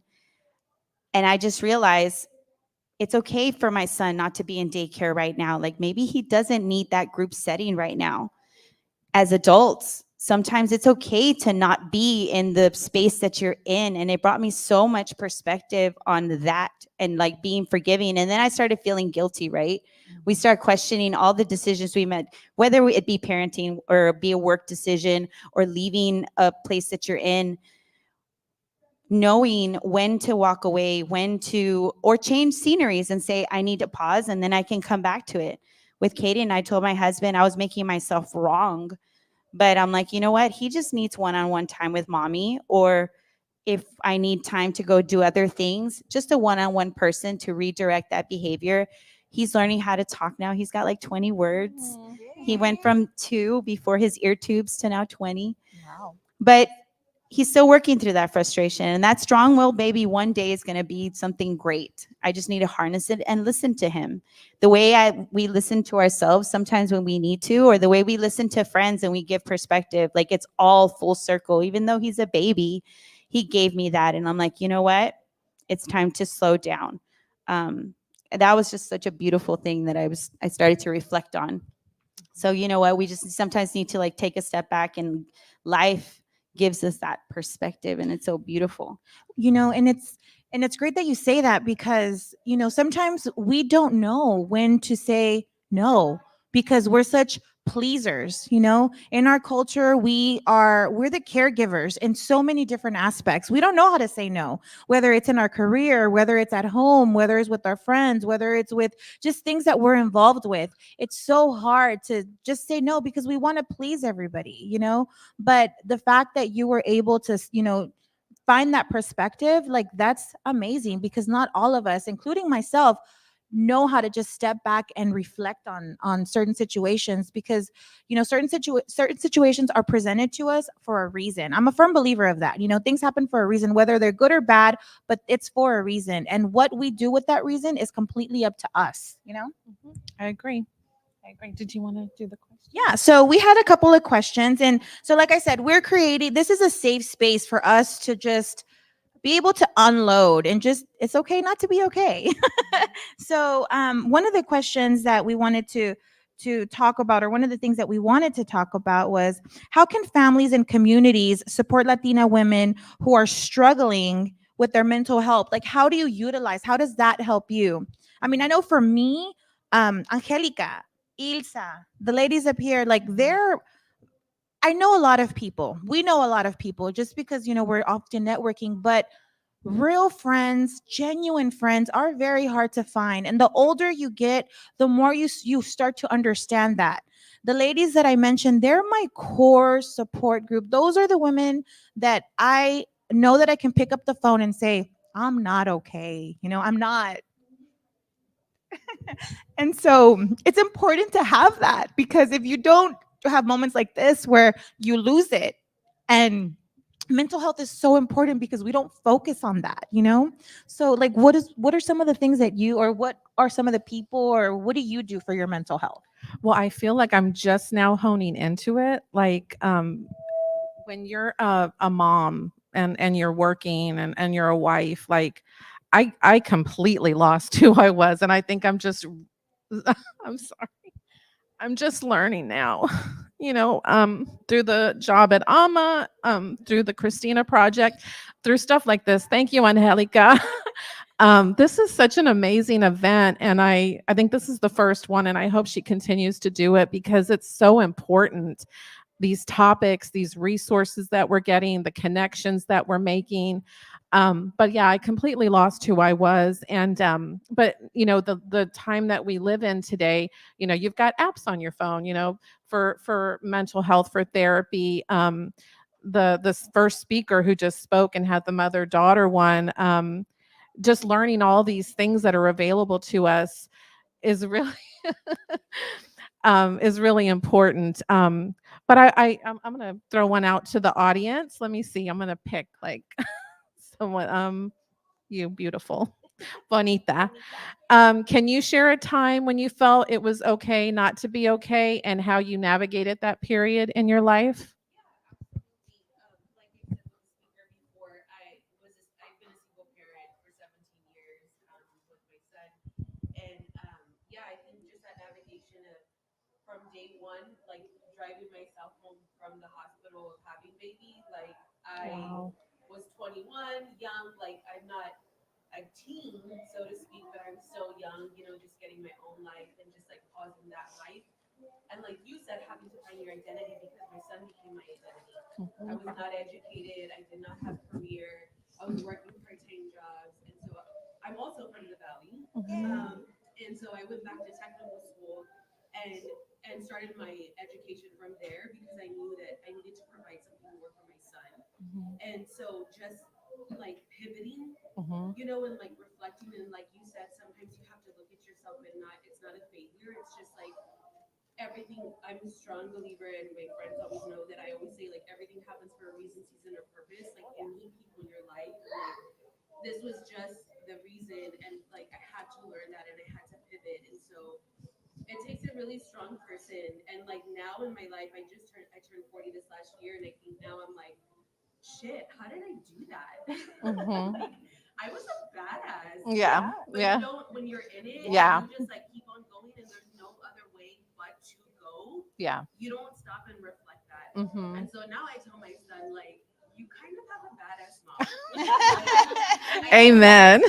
Amen to that. I love that. For me, every Mother's Day, like, and so my son, I've just been so blessed by God. Like my son is what I needed in life to like have me refocus on my purpose. So, I educated myself all the way to my master's degree on my own. Wow. Like, put myself through, worked career, worked Congratulations job, on that. did what I needed to do.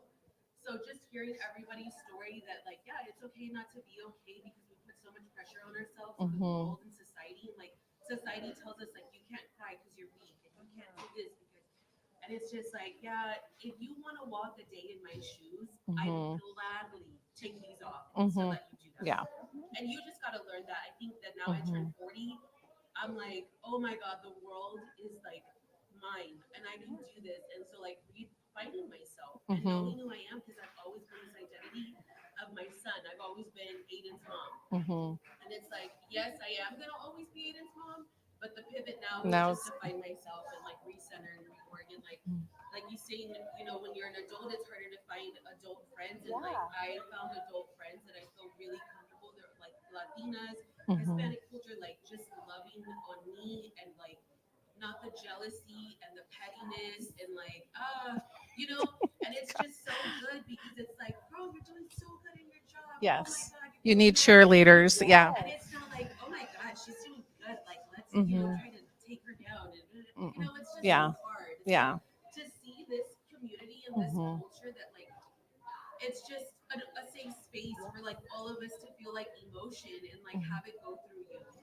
And so I didn't mean to take over your panel. What is your name? What is your name? My name's Georgianne. Georgianne. So nice to Nice meet to you. meet you. Thank you so Thank much for you. sharing. No, I said, way to go. Yeah. Round of applause. You are a badass. Thank you so much. You are. Yeah, you're bonita badass. You are. Oh no, yes. Wear it and own it. Yes, yes. Thank you.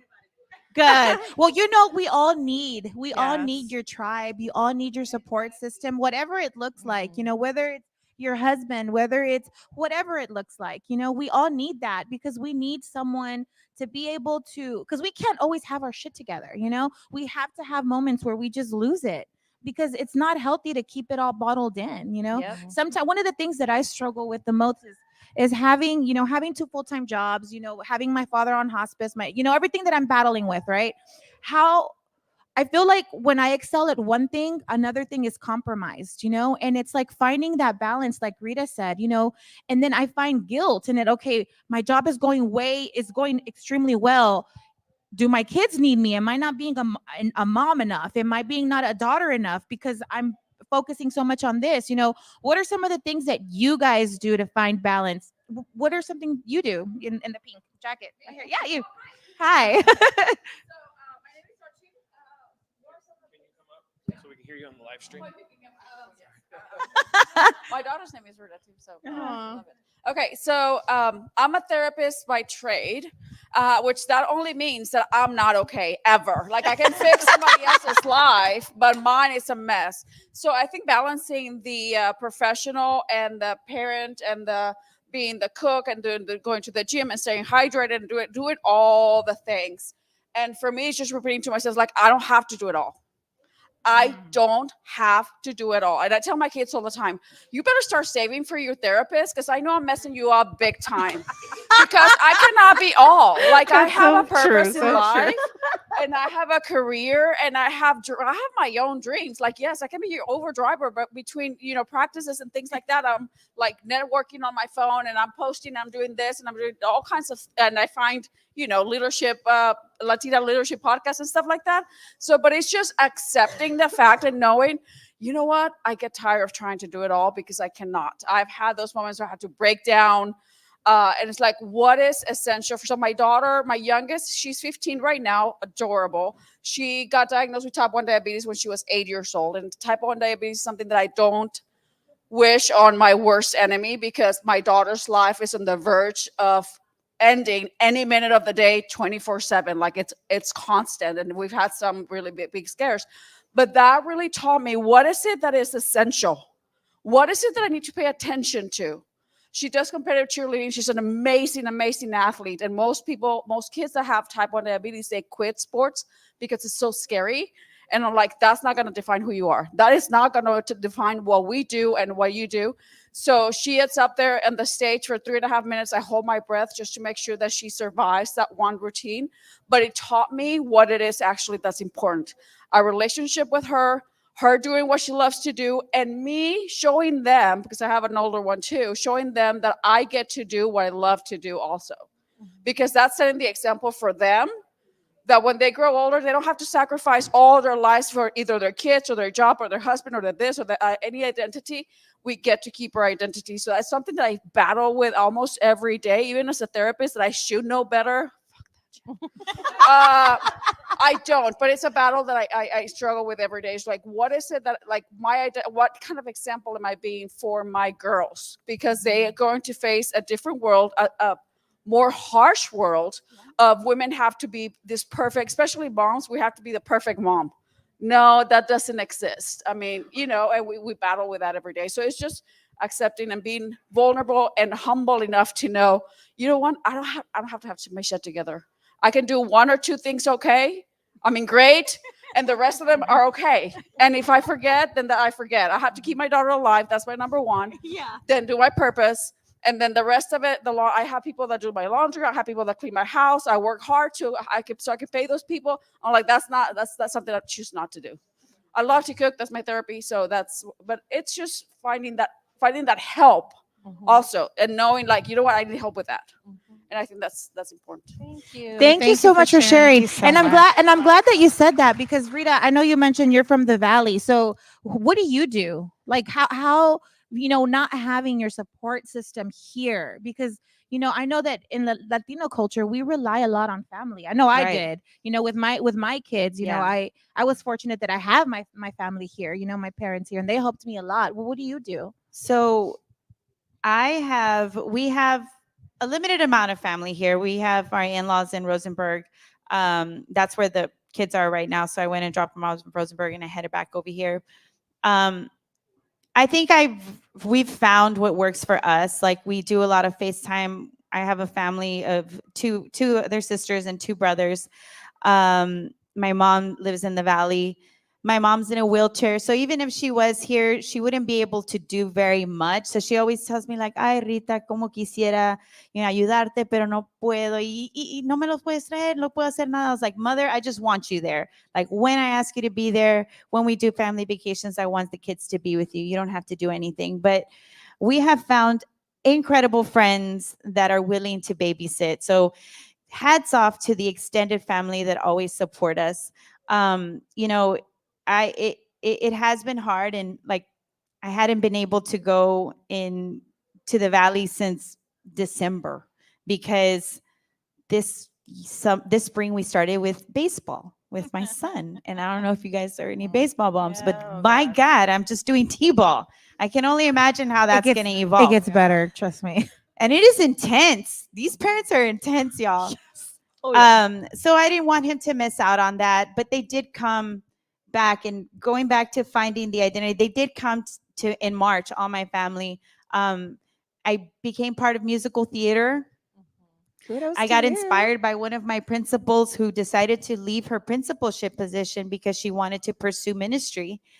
And I was like, how brave of you to leave something that you're so good at. And I have been scared to get back into singing and trying out and auditioning, because I'm like, oh, I've been out of the game for a few years. Like, I don't know, I probably don't even sound that good. And I was so nervous, and I went and auditioned, and I was able to be part of Wizard of Oz back in March. So they were able to come and support me. And, that just means so much. Like, I think support is what you make it, right? I think sometimes it's a little scary because you compare your life to what others have, right? Social media has really put it's a blessing, but it can also be a curse. And I think we were also talking about that, like, when it comes to balance, like, being weary of comparing ourselves. And that is huge, especially in Latinos. I don't know, it's probably every culture, right? But like, comparison can be the biggest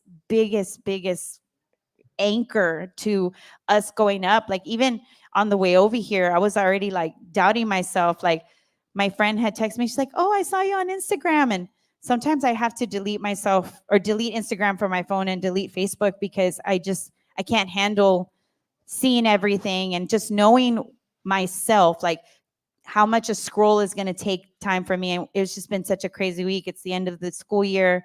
I lost a student, so I was at a student funeral yesterday, and that was really tough. And finding balance, I just knew that I couldn't be on social media. So when she texted me, she's like, hey, you're going to be speaking. I was like, girl, I'm not an expert. But I think this week especially was a true testament how, like, it's just not, it's okay that I needed help. It's okay that I stayed up till 2 a.m. multiple nights this week, trying to work on a memorial video. Like, it's okay that my kid bit and was asked not to come back to daycare. I didn't have anybody to watch him, but thankfully my niece, who just got accepted into law school, I'm super proud of her. Yay. She's like slowly moving to Houston, and she was able to come. Like, I feel like God puts the most perfect people in your life, and I'm super thankful.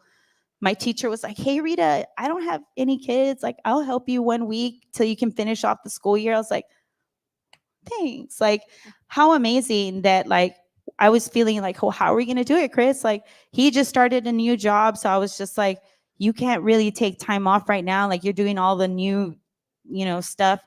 And I was just like, I need to finish the school year. Maybe I'll push it to another week if I can't get this week. Like, I was just trying to move things around. And I think things just fall into place, and it might not look pretty, and that is okay. And I think everybody in this room probably can have a moment where life just happened so beautifully, even in that chaos. Like, going back to my student, I was just reflecting on what he's taught me, and he had Down syndrome. His name was Mateo, and he died, and he was 10 years old from a simple infection that just deteriorated, and then his body just couldn't fight multiple infections. So it was just one infection after another, and within 2 weeks, he was gone. And he was my really, really, I don't know if you guys have ever worked with somebody with Downs, but they're super silly, but they can be really stubborn. And he would sometimes not want to go back to the classroom, and he just wanted to sit there and play some more. And I was like, Mateo, we got to go back. Papa, andale, let's go. Like, I'm here trying to bribe him, and because I knew I had a schedule to follow. And I think what he taught me is that even though you have this plan, sometimes it doesn't happen that way. And I would get a little frustrated and be like, oh, I have more kids that I need to see. I need to finish this. And he taught me that even though I was frustrated, he continued to be happy. Like, it's okay to just be happy in the space that you're in, even if it doesn't look pretty, even if it's inconvenient. And I love that's that perspective. Like, I love the beauty in the chaos, the beauty in the messes, and more life is teaching me. And through y'all's beautiful testimonies that we hear all the time, like, the beauty happens in the chaos. The beauty happens in the mess. The message is in the mess, right? The mess, or I forgot how that saying goes, right? Something like that. Something like that. We get it. But it's a beautiful thing, the way that just happens. So life happens. Yeah. Life happens, and it's supposed to happen the way it happens, even though we don't understand it at times. But in the long run, we look back and we reflect, and we're like, oh, that's why that happened. Yeah. It was meant to happen that way. Yeah. And a lot of times we just don't understand it, but in the long run, it makes sense. Yeah, I'm learning to let go and let God. He'll take care of it. I'll be where I'm supposed to be. I'll meet the people I'm supposed to meet. I'll get the opportunities I'm supposed to get. And if I miss it, it wasn't mine. It was exactly. And I got to stay focused. I don't know if we have time for one question out there that I would like to put. Do we have one? Okay, so we talked about social media and how that can sometimes be daunting. It could be not, Instagram, Facebook, TikTok. That does not exist on my phone. Yeah, it's off. If you have it, man, kudos to you. But I know myself. But what do you guys do as far as to, like, relieve yourself of pressure of our very digitized age? So I don't know if anybody wants to comment on that. Do you take breaks from it? What do you do? Yes. I know that, hermosa. I love Hi. it. I'm Alexi Ramirez. I feel like ritual is something that I've incorporated into my life that allows me to get those breaks. I'm a womb worker, so I provide womb support through all stages of life transitions. Wow. I've primarily done a lot of postpartum support. So hearing y'all talk about the postpartum period and how difficult it is, I wish that a lot more people knew that that kind of support is available to them during postpartum, to have community come in and be support during that time, that major life transition, getting to know your little one, and involving ritual into spaces where it feels like things are a bit tougher, like life is going at a pace that may be a bit uncomfortable. And so I have created spaces such as full moon and new moon womb healing circles that have allowed me to connect with this part of my body that has so much knowledge and power and intuition, and giving that the space to lead me and to really allow that energy to flow through me. So having spaces where I had just mentioned doing mirror affirmations, like giving yourself that space to connect with your womb, ask for the guidance, ask for whatever affirmations you need leading into this next cycle. And from there, giving yourself the space to really look at yourself in the eyes. Like, how many times do we pass in front of a mirror and just look at everything, right? Like, do I look cute? Like, is that all? That's amazing. And that's a beautiful aspect of self-love, but going deeper and really looking at yourself in the eyes and thinking about what is that internal story that I'm telling myself? What is coming up for me when I see myself? Am I holding back? Am I really here and present with the spirit that's inside of me, and giving that space and affirming yourself? What do I need to hear? Do I need to hear que soy chingona? Do I need to hear that I have it, that things are going to, get figured out? Giving that space. I feel like I say giving space a lot because we need that. I feel like finding those spaces regardless of where we're at in whatever period in our life, because also we're constantly in transition. We're constantly transitioning from one place or space to the next. It doesn't have to be major, pregnancy or birth or death or grief. Like, it exists in our day to day. So slowing down and giving yourself, that moment to not be on social media, that moment to really just be present. I feel like presence in itself is such a huge ritual that we deserve. We deserve to be fully here in joy and love and in our bodies. And so that's Beautiful. Wow, that's beautiful. Yeah. That's so beautiful. Wow, thank you so much for doing that. I feel like, when I was having my babies, we didn't have that. We didn't have that. And I know that I totally could have used some of that for sure. I can incorporate that in my everyday life, looking at myself in the mirror and be like, you're a badass. I'm going to do that. Thank you so much. Yeah, thank you. And thank you, Angelica, for putting this event together and allowing us to create this safe space for us to unload, because we don't really get that opportunity very often. Yeah, and the resources and the Yeah, connections, like and the I need your connections. number. Yes, definitely. So, does anyone else want to share anything? Any type? I think Alicia went first. There was one or- over here too. one- Okay, well, let's. Alicia, you want to?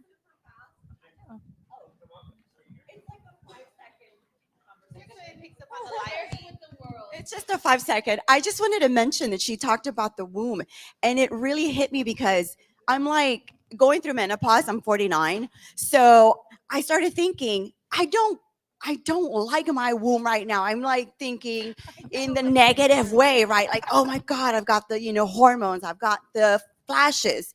But she made me think about it like, you know what? I'm thanking it now for the ability to have been able to have my babies, for me to be able to be a mother, to have that fertility. Like, I didn't see it that way before, but I'm glad that you mentioned that, because it's really turning me a little bit in my mindset in terms of what the womb really means to me now at this point in my life, almost 50. Thank you so much for sharing that, Alicia. I believe the lady next to her. Yeah, you're there. Did you want to? Yeah, awesome.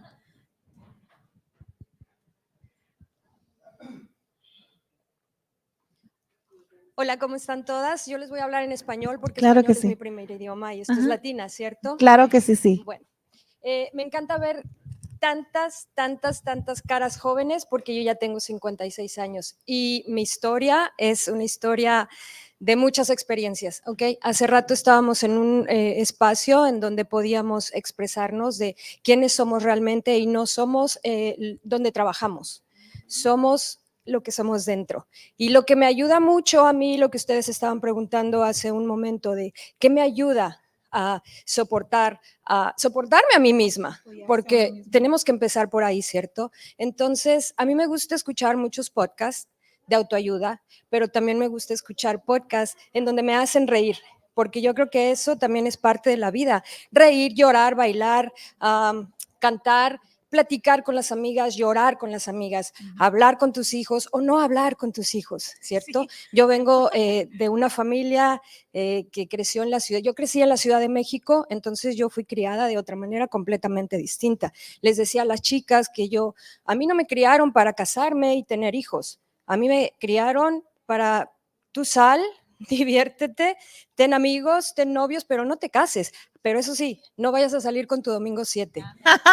¿Y qué creen? Sí. Salí con mi domingo 7. Sí, porque como les explicaba hace un rato a las chicas, es una semilla que nos plantan, sí.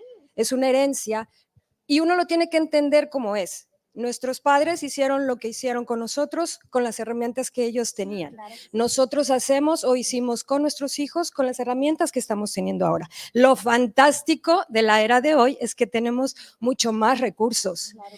Ahora no podemos quejarnos de que no conocemos, no sabemos, porque todo está al alcance de nuestra mano, ¿cierto? Entonces, me encanta estar aquí, yo quería expresárselos y quería quitarme el miedo de hablar enfrente.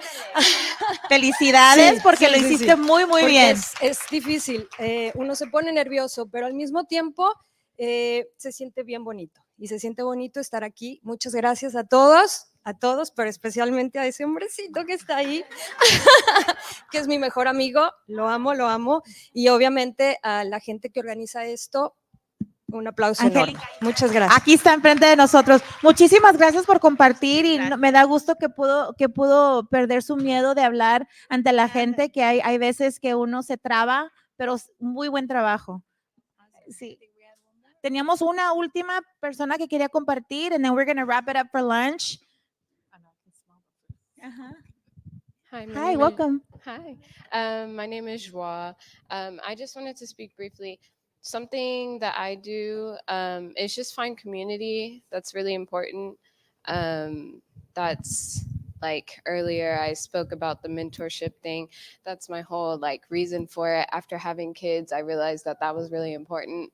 My best friend lives in New Orleans. My other best friend is super busy, and that's everybody post-COVID. You know, everybody's super busy and hustling and bustling. And so, yes, giving yourself a space to, I've been to one of her womb circle healing things. I'm also a birth worker, so that's how I found it. But giving yourself the space to just, I think it starts with actually looking inward and appreciating everything that, all parts of yourself, including your bad parts, because your bad parts helped you at some point in some way. And so, yeah, you might be like a bitch or aggressive, but being aggressive helped you get something that you needed or wanted. Speaking up for yourself from a place of, you're gonna listen to me because my voice matters, helped you.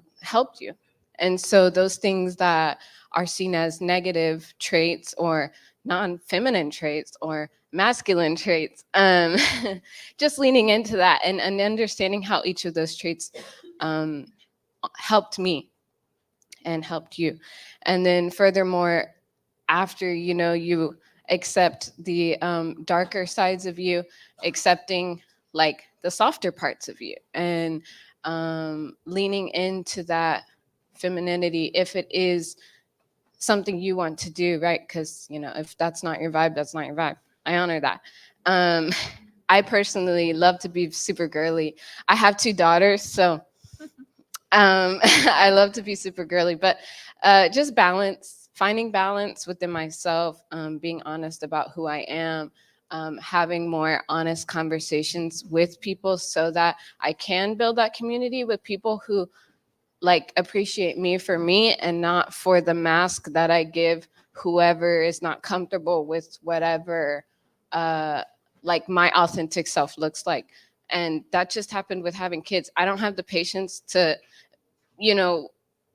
code switch, right? Like, this is how I talk. And even with my husband, I'll talk to him like, well, like, tough luck, like, I'm just like, well, it is what it is. Like, just being more authentic and making sure that everyone I communicate with, like, especially now, post COVID, with everybody being so hungry and like needing for that genuine communication, to just be just like, look, like, I got a lot on my plate. I have a very iffy schedule. Like, it's cool if you like don't fit into my life. It's cool if I don't fit into yours. Just being really honest about that and intentional with my community. So that's really, really, really. Thank you so much for sharing.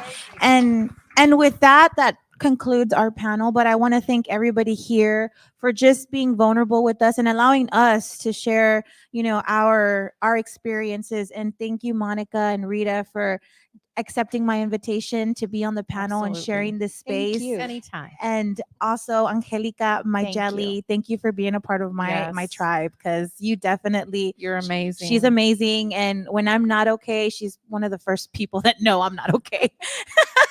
And thank you, ladies, for being open to being a part of our panel and just understanding that it's okay not to be okay. Yeah. Amen. Thank you.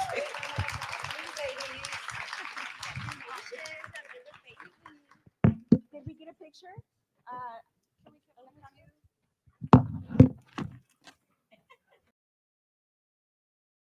That's what they really love, right? Yeah, definitely.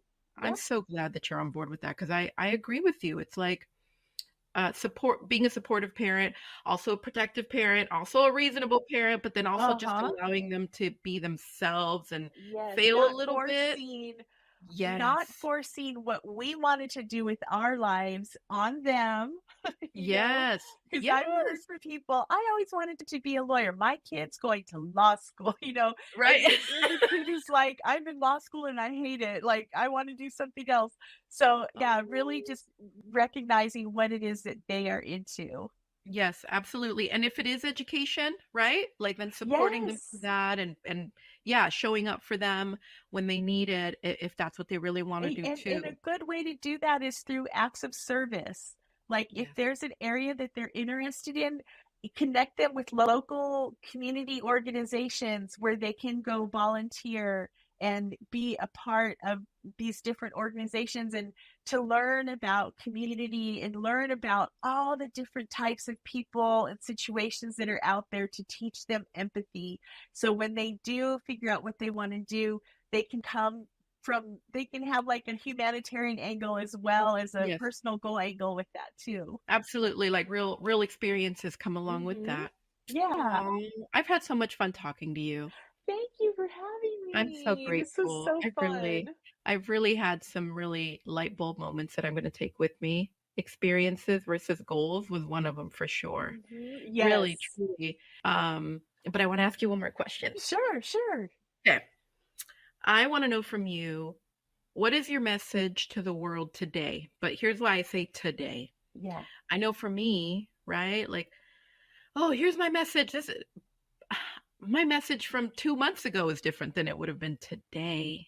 Yeah. Based on what I went through today. Do you know what I mean? And so, yes, saying like, what is your message is too broad now. Or maybe it's because I'm older. I don't know what it is, but I'm at a point where I'm like, where are you today? Like, I want to know your state of being today. Maybe today motherhood was hard, right? Or maybe today being a good sister was a challenge. Yeah. What do you feel like your message is today? So my message is for everyone to recognize that everything is temporary. Whatever you're doing right now, it's going to change. And so appreciate the present moment that you're in. And, like, just recognizing that people grow older, people quit, companies evolve, change, get sold. Maybe, you have a change of jobs, or just everything changes all the time. It's one of the facts of life. So by really taking action on things that you want to do, like thinking of your future self, like being inspired by your past, but not letting it rule you, but knowing that you can, change the course in your direction at any time, and just like living in that present moment, but also nurturing your future self too, to make it easier for them. And I always say, I feel like my gut instinct is my future self giving me a hint. So every time I have a difficult decision, and this is different for each person, but for me, when I just know instantly if something is a yes or a no. And that's another one. If it's not a hell yeah, it's a no. This is what I heard at a conference a long time ago. Yes. And if it's not a hell yeah, it's a no. And that's your instinct talking. And you know it's a red flag if you're like, when really the answer, but you're afraid because it'll create change, it'll create a new challenge. So it might not be perfect. It won't be the goal that you had in mind. Yes.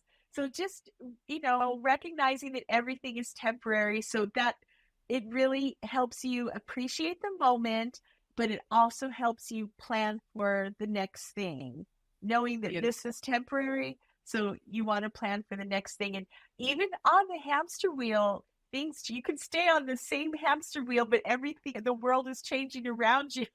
Yeah, so that's that's true. why it's good to try to get off of it. Look at what are the areas in your life that are routine that you can switch up. Thank you. From a business angle, one last thing?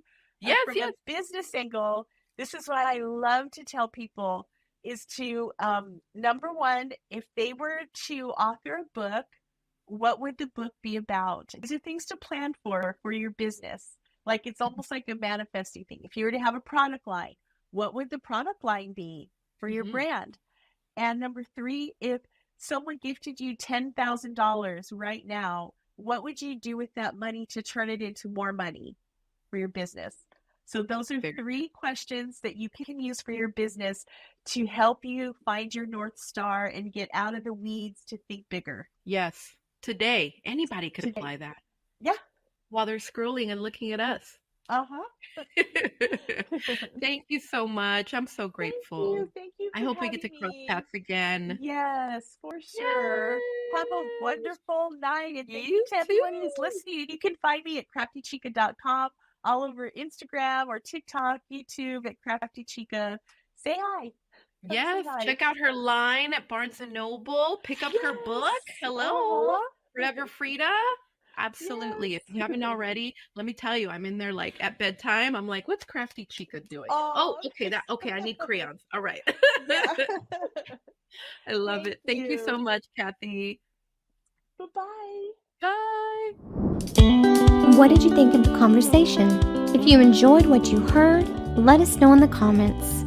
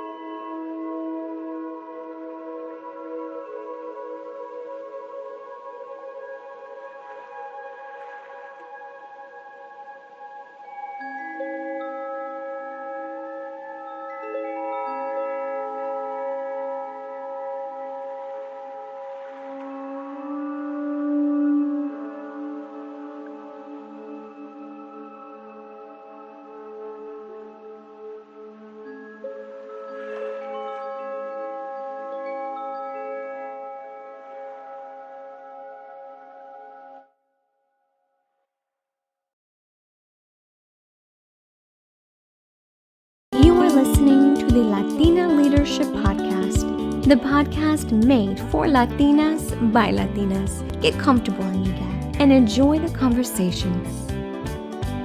I do, as usual, I always ask for bios, and I always ask my girls to dig as much as information, because I want to know who I'm talking to when I bring you on to these to the podcast. And every guest that comes to the podcast, so we always try to do as much research as we can. So we dig a little, and learning a little bit about what you do. and the agency work that you've done.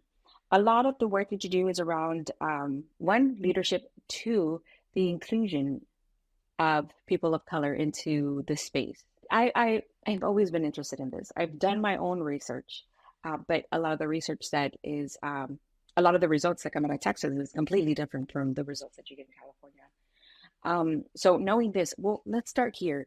What is the difference between those Texas Hispanics or Latinos and those Californian Latinos and Hispanics? Would you say there's like a clear, defined difference, or are we all one and the same, and we can probably tell who's from where, or that's not a thing? Well, I would say one of the things I love to say about Latinos, and by the way, there's all kinds of terms that people are using, whether that's Latine or Latinx or Hispanic. I think really you have to define who you are and how you want to be, what you want to be called, and how you want to identify yourself. And I would say what makes us so wonderful as a community that has a shared and a common heritage is actually our diversity. I think that a lot of people do not realize just, in fact, how diverse the Latino community is, not just in terms of where our roots are, whether that be from Mexico or Guatemala, Central America, Cuba, Puerto Rico, but the diversity that we have state to state, even community to community. Here in California, I grew up in Southeast Los Angeles. A lot of people have a lot of pride when they hear, oh, my community, East Los Angeles. I grew up in the South, or I grew up in Northern California. And that really brings, different experiences, rural, urban. Certainly there's a lot of diversity as it relates to immigration. And there are a lot of assumptions. People will say to me, what country are you from? And I actually say Texas. And they say, right? And they say, well, what does that mean? And I say, well, in fact, my family on my father's side, I am the 11th generation, and which is wild. A lot of really people amazing. don't. Right? It's amazing, Valerie. That's not it's might not be unheard of that many generations down, but those are very solemnly, and you only hear it in stories. The fact that that's part of your story is amazing. I just wanted to put out there. Yeah. Well, I'll tell you, speaking of stories, so once I found out that there was actually a lot of research that had been done in my family, a lot of the stories that my family told, we found out were untrue, or we found out that really the details behind them. Because stories get passed down, right, over time, and they change, through just, from family to family. But my point is that I think that the Latino community is not monolithic by any stretch of the imagination. In terms of our individual backgrounds, what we bring to the table, in terms of our, as I said, our stories of how we came to be. And I think that's what's beautiful. So when you say what's the difference between, the Tejanos or Tejanas and those of us from California, I say actually, really, it comes down to there's probably more that we have in common. Yeah. And again, it's the diversity that I think is really beautiful, and a love of family, for sure. A love of, I think, many of us can say our language or customs, many of them that we share, and many that might be some things that you might do in your family, in your community in Texas and Houston that we may not know. But that's the beauty of being a part of this incredible Latino community. I agree. I have many friends who do come from California and they ease right into being here in Texas and in Houston, and they're like, yeah, it's kind of no different. The only probably difference is the food, right? Y'all are close to the ocean more so, and I have to say, Californian Mexican food is quite good. Well, the regional, there's a lot of pride in wherever you're from as it being the best. I don't know. I'm going to reserve that judgment for those of you out there. I do love our Mexican, our Chicano, I would say, a very Chicano influenced Mexican food here in Los Angeles. Thank you. So let's talk a little bit about your work. I want to talk about the work that you're proud of, the stuff that you've been working on. Tell me a little bit about your work. What is it that compels you to continue? Um, what is it that compels you to continue down the road of the type of work that you do? Why do you do it? And I mentioned maybe one or two instances that you're one of those projects that you're very proud of, and why. Sure. I think in order for me to talk about the work that I'm really proud of, it really starts with the beginning of how I got to the work. Okay. So I think that really helps. And because most people don't grow up saying, I want to be a public relations person. No. They have, nobody knows what does that even mean. I'm still answering that and telling people at the Thanksgiving table. So to me, as I said, it begins in the early years. When I was in high school, I was thrilled to get into UCLA. As I said, I grew up in Southgate, which is a working class Latino city in Southeast Los Angeles. And when I went to share the very exciting news with my guidance counselor, she told me, please go somewhere else. UCLA is going to be too hard for you. And for me, and that was devastating, by the way, to hear that.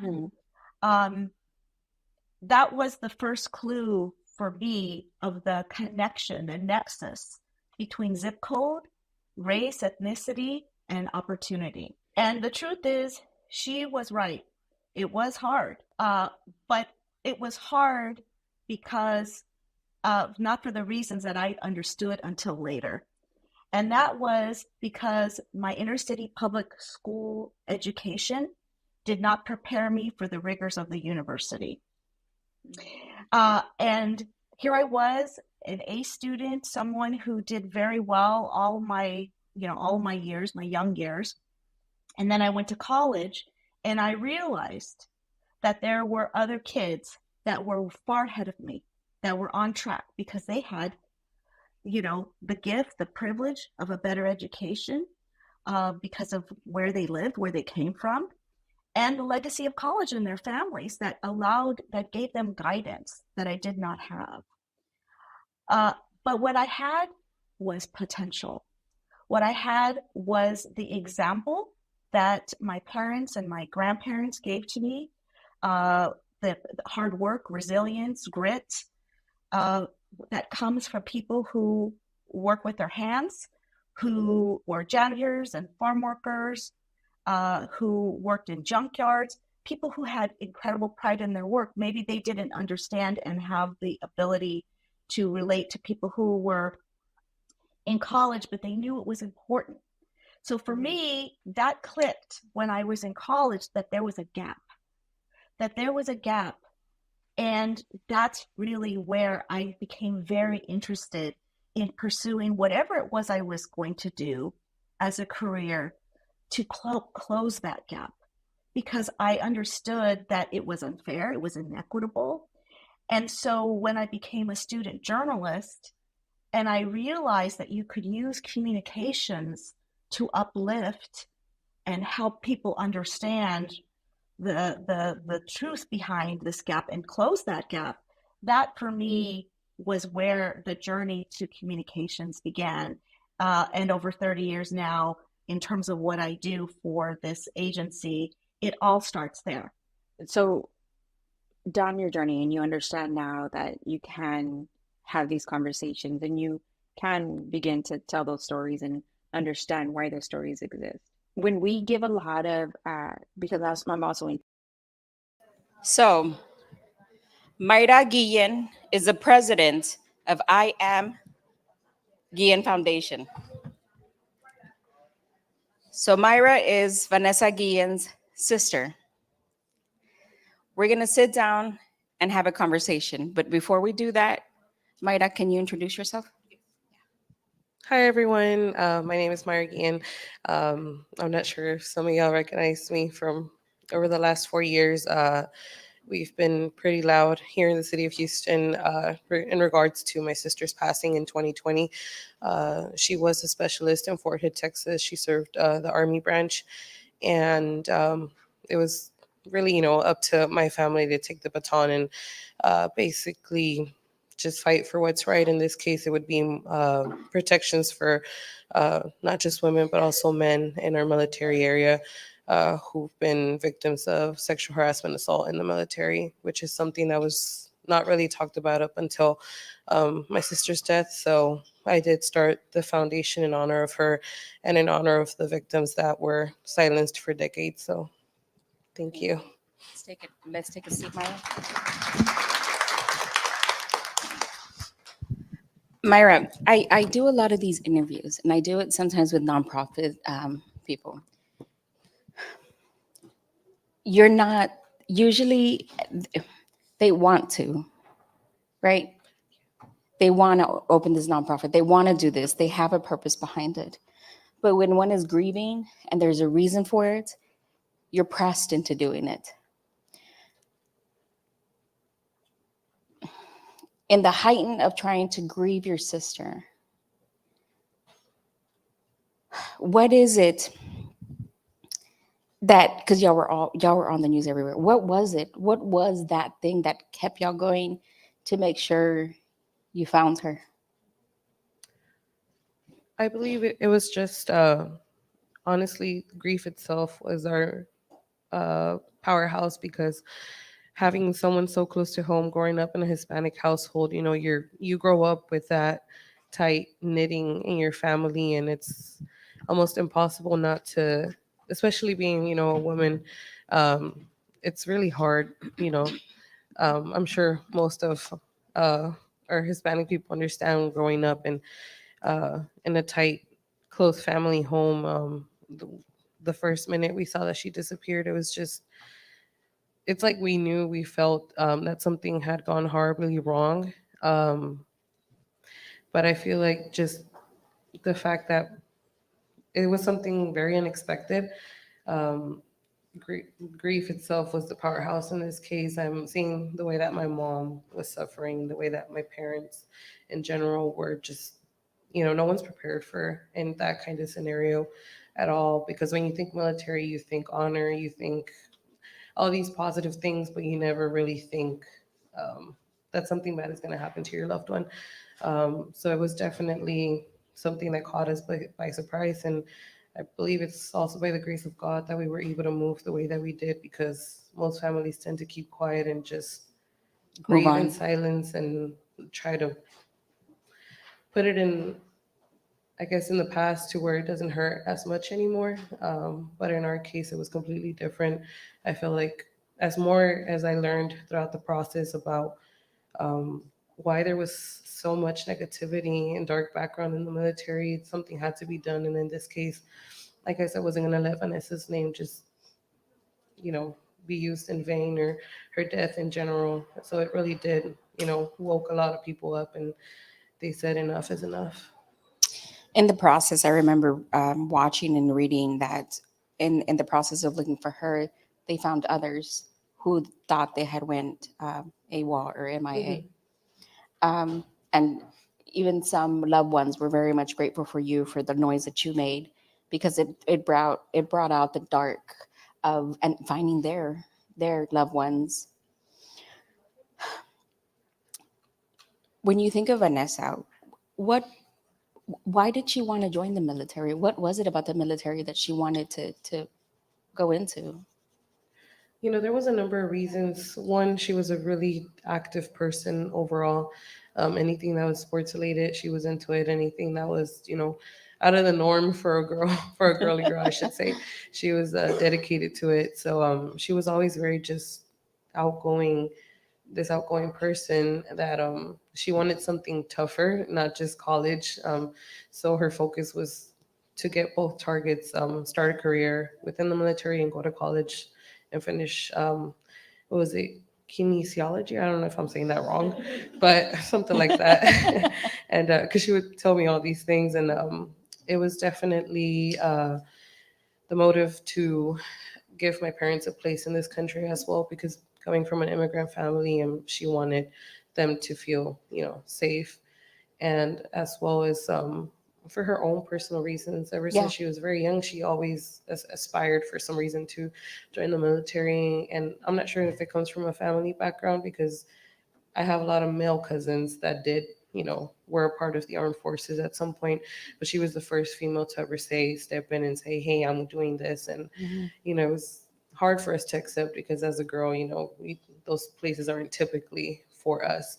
So it was hard to accept, but I was there to support her, and it was just something that she wanted to do. Yeah.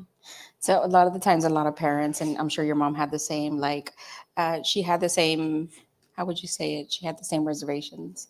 When your kids go into military, you're afraid that something's going to happen to them overseas. It's never, you never think here. You never think something's going to happen here. When when you guys first found out that she was missing, what was your mom's reaction? I was the first one to find out that something wasn't right, but I didn't really want to alarm my mom, because she's a very sensitive person.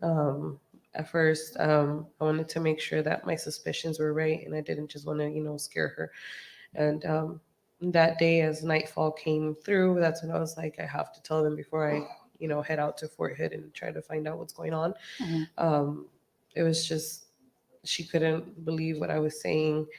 Um, she immediately started praying. It was just, something out of a movie. I mean, I don't even understand, the way that things happened, but um, it was very hard for her to accept the fact that something was wrong with Vanessa, and especially because they were super close, more Your than mom and any her? one of us. Mhm. Really? Yeah, so it was super hard for her to, accept that, something might had happened with her and her safety. She was in danger. The hashtag I am Vanessa Guillen surfaced everywhere. And as you started this nonprofit, can you tell me a little bit of what specifically the nonprofit does? So the hashtag did create a huge movement. It was a very significant part of the reform that is now a reality in our military. Um, it basically allowed a lot of the victims from previous years, even decades, to share their story. A lot of them were kept quiet because of retaliation and a number amount of threats and other things that weren't supposed to be allowed, but they were. And it just gave that space for the majority of women to come out and share their stories and feel relief for once. As well as men, there was a couple men that spoke out about what was going on. So the more stories we read, the more we told ourselves, how is it possible that legislators couldn't get this done? And it's been a serious problem, and it's been brought up. There was countless of stories that I learned of in the previous years, and I was like, I had to get to this you know, to lose my sister in order to finally open our eyes and realize that there was a huge problem. Um, so I definitely realized that it was something that was up to my family now, in a way. Um, we pressured legislators as much as we could, as well as the Department of Defense. I mean, anyone from the very bottom all the way to the very top. We were at the White House, and it was just a number of things that I thank God we were allowed to do, because I mean, if you really look back at it, we were just a normal family here in Houston, minding our business, working our 9 to 5, and not really, messing with politics or just anyone. And now it came to this, so I did start the foundation in honor of Vanessa to keep her name alive and to let you know everyone know that it wasn't going to go away, just like any other case in the past, and that we were going to do significant change. So we did, and we finally got not just one piece of legislation, but I think at this point I lost count, about 6. So it's been a number of things that I'm proud to say that we've been able to completely change the way that the military is doing things now. Well, thank you. Yeah. One of the things that I learned during watch, because I've been keeping up, and ever since, from day 2 that this was happening, since I am Vanessa Guillen phenomenon basically happened. So as I'm keeping up with it, what I learned was that civilians and military are so separate. There's military court, there's civilian court. There's military like policies, and then there's civilian policies. It never ever really intertwines. And if it does, what I learned was that military, whatever military court was, kind of trumped civilian. And for you, what do you feel like? Was that the same? Has there been some change there? Definitely. I Okay. know, yeah, initially it was either all military, they wouldn't really let civilian perspective or any kind of, let's say, legal aid from the civilian side at all, not even, like law enforcement. It would have to be at a federal level, and it would Mhm. have to be such a big case for them to allow that. In this case, I think we really pressured them to allow civilians to investigate my sister's death. And I think that was one of the main reasons as to why they get so much pushback, because they tend to cover up for many of those things. Mhm. They don't want a bad image for the army or for whatever branch it is. And we definitely now have more civilian perspective in majority of when it comes to the courts. It's still a little tricky. We're Yeah, not fully there yeah. yet, because it's very hard to change Yeah. that kind of system overnight. But I know there's civilian perspective now for the investigation part, as well as hiring an attorney outside the military world. That also comes into play. Another civilian perspective is what is it called? The special office, counsel, trial office. I don't know. They make these huge names, and I'm just like, I'm trying to keep up. But yeah, they have several different kind of appointed officials now, even within CID, which was the people that were in church to investigate the crimes, which was all military. Now they have a civilian person on top of these investigations. So it's just a number of things that continue to change as we speak. They did tell us it was going to take anywhere from 2 to 5 years to fully implement these laws. And I understand that, again, it doesn't happen overnight, but there's been a significant change. And I hope it continues to go that way, because it's been, I mean, there was just so many bad stories in the past that I couldn't even believe that was, what my sister had signed up for. You're right. A lot of this conversation, one of the things I'm trying to be really careful about, like how I try to run this conversation, because it's Memorial Day weekend, and that I never here to take away from those who I understand my freedom comes at the price of others. I understand that. I'm very well aware of that. But it shouldn't come at the price from friendlies. Your life shouldn't come at the price from friendlies if you're not on the battlefield, right? You're stationed, doing your job, doing your work. There should be held accountability. When you say experts, we're not just talking any experts. We're talking doctors, lawyers, people who do like the nitty gritty out here, trying to just help, basically. And it's difficult. It's difficult to want to offer help to the military, because we also want to think that our military knows everything. They have artificial intelligence, smart intelligence, all sorts of things. And something so basic and human, like the treatment of others, and the respect that we should have, and being able to speak up and speak out when there is something wrong. What's next for the I Am Vanessa Guillen Foundation? Now that there's been a lot of input, and there's a lot of victim advocates that are, hands-on with the sexual harassment and sexual assault issue in the military, we try to look at and get soldiers to speak out as to what other issues are bothering them that aren't really spoken of.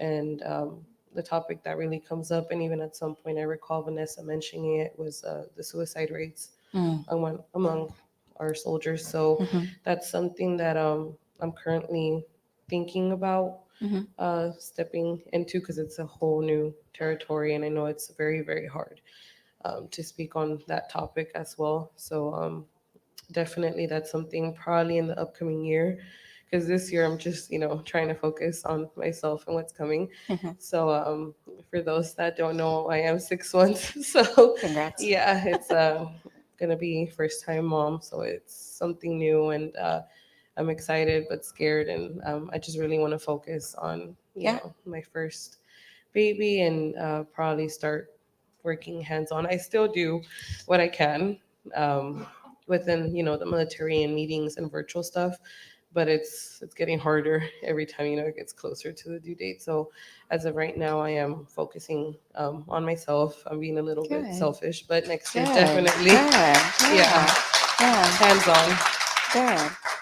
How can we get involved and how can we help you so you're not alone in this world, in this space? Yeah, I get that question a lot, but it's the first time I ever organize such a thing, and I feel like you learn as you go. So I'm basically it's just me, Natalie, who is our attorney, and either my sisters who help me out, like managing social media and stuff.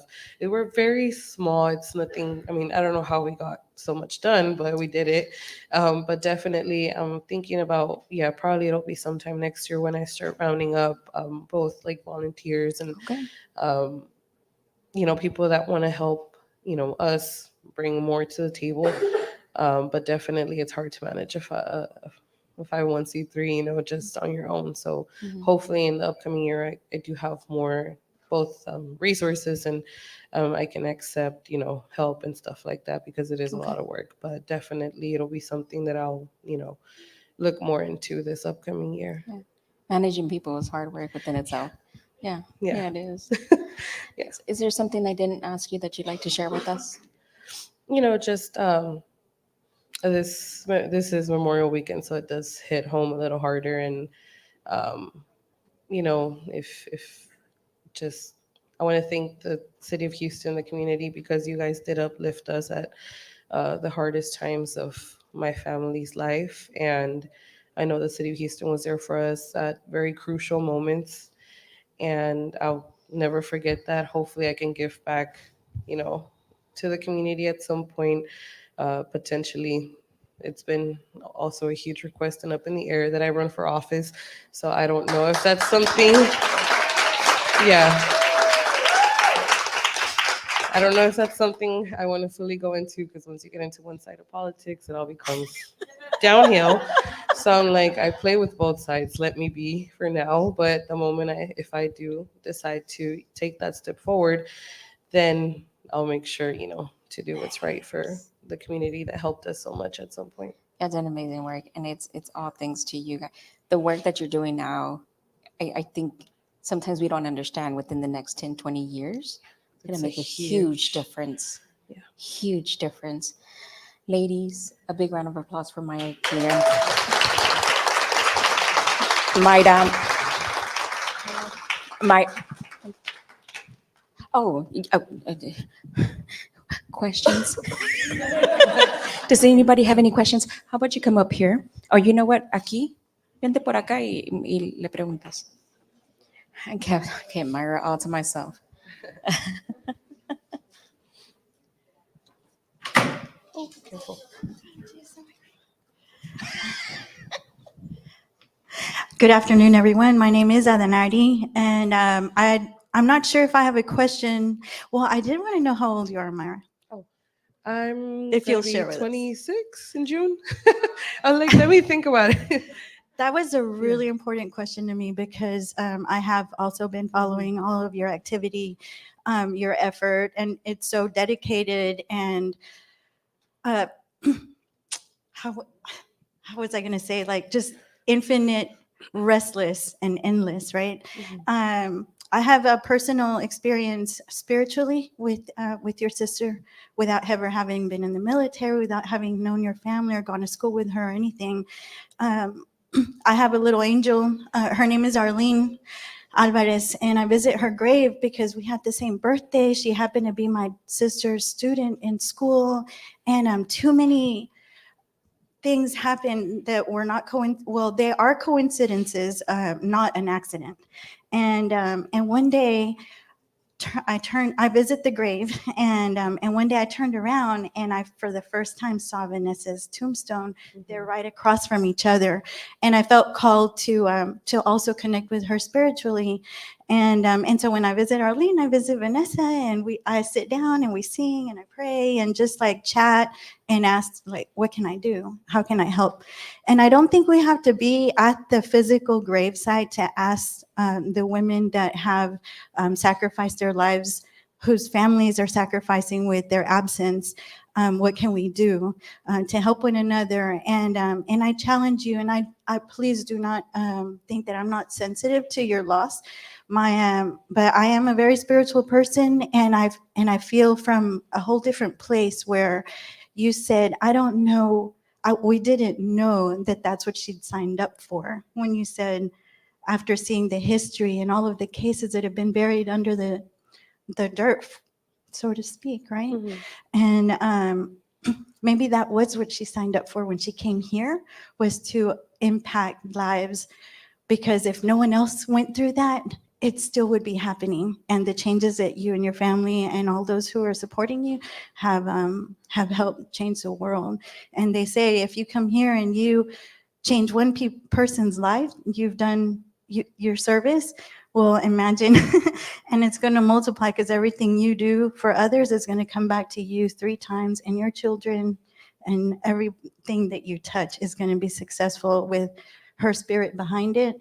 And so I thank you and your family for all your work on behalf of all those families that are benefiting and who will benefit from your family sacrifice.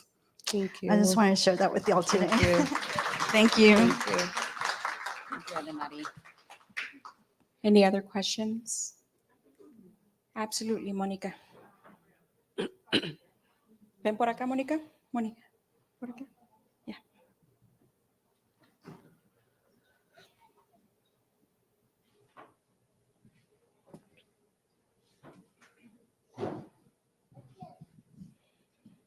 Hi, I'm Monica Vallejo. I don't know, I don't have a question. I feel so connected to you and your family. When this happened, I was so proud of your family. I mean, I couldn't imagine what you're going through, because nothing like that's ever happened to me. I've lost people, but not in a tragic way like that. But I felt such pride, you, your sister, your mom, watching you and having to do that in front of a camera. But I just wanted to tell you that I feel very connected to your family. I'm so proud of what you guys are doing. And like Adi said, you're changing people's lives. You're helping people. And even though it was such a tragedy, she's like making a difference. And I'll never forget watching it and following it. And from the time she was missing, and just being so connected and proud and hating what you guys were going through, but just never feel like, as a Latina, just watching you, we're so strong, and you guys are so strong. And I am in volunteering anything you need. The Christina Project is behind you. We're ready to get involved. So thank you for being here. Any other questions? Absolutely, Marianne. I don't have a question, but I did want to share something with you. My daughter, her name is Kimberly, and she actually went to school with Vanessa. And, you know, I didn't have the honor or the pleasure of meeting her, but I can tell you that my daughter, when she found out what was going on, she literally just bursted out in tears. She's like, Mom, I went to school with her. Do you know that she was so beautiful, and she was just always smiling in the hallways, and she always acted like there wasn't a worry in the world. And I was like, the way my daughter described her, I was like, oh wow. And she was just crying. She's like, Mom, this is so close to home. And so my son now also goes to Chavez, and he's a senior, and he's actually enlisting in the Army. And when he told me that, yeah. I can't, but the reason I'm a trauma nurse is because my dad is a retired military vet, and I was able to go to school because of his benefits. And so I have such mixed emotions about our military, right? But when it's your child going, and when something like Vanessa Guillen, who, I mean, my kids go to Chavez, my daughter went to school with her, and it hits so close to home. Like, as a mom, you just don't know how to feel. But I did want to share that with you because, and I'm sure you, I mean, her being your sister, but I did want to let you know that, you know, the kids that went to school with your daughter, like that's, I mean, your sister, those are the memories that they have of her, just being such a vibrant, smiling, happy individual. And so thank you for, as a mom, I mean, you're doing an amazing job keeping her memory alive and her spirit alive and fighting for those who don't have anyone to fight for them. So thank you. Thank you so much. Thank you, Marianne. Absolutely. Come on up. Myra, you bring out a lot in us. Hi, Mayra. It's Hi. very nice to meet you. I am Leti Manzano. I'm a sexual assault counselor at the Houston Area Women's Center. And so, you know, what happened to Vanessa is near and dear to my heart. I've heard many stories of sexual harassment. I've known women who were killed due to domestic violence or sexual assault. So I want you to know that your organization is very important to me. I would like to give you some unsolicited advice. I am not an advice giver, but having worked for a nonprofit organization for so many years, and right now yours is small and it's just a few people, and so many people want to know what they can do, please start asking for donations. You need money for your organization. So when people are like, what can I do? I want to help. Send her some money, you know, set it up on your website, have a QR code to pass out and say, we need money to be able to do this, because you have to travel, you have to speak, you have to raise a child. Like, you need a salary to be able to do what you do. So please, please, when people ask you, somehow somebody here knows how to set that all up so they can volunteer to do that for you on your website, and then the rest of us will send you some money. Thank you so much. Good one. Absolutely. Absolutely. Right over here, ladies. On this side. Yes, ma'am. That is really, really, yes, money. If each one of us sends her $20, imagine. That's what, 2-3 days work? Hello, Mayra. Oh, hello, everyone. My name is Vika Guevara. So I guess everybody shared things. I do want to ask a question. So I know we all going through things, nothing compared to nothing or what you went through. So my question to you is, since it's month's health, am I right? May, right? Oh, June, sorry, mental health month. My question to you is, how might I take those 5 seconds or a minute? How do you cope? How do you just take your alone time? I don't know, I guess, how to do the question, but how do you do it? Let's just say I go to my car and cry because I'm alone, nobody's there. So how do I do it to let that out like everyone else? Because we all have one, I call it car therapy. So how do I do it to let go?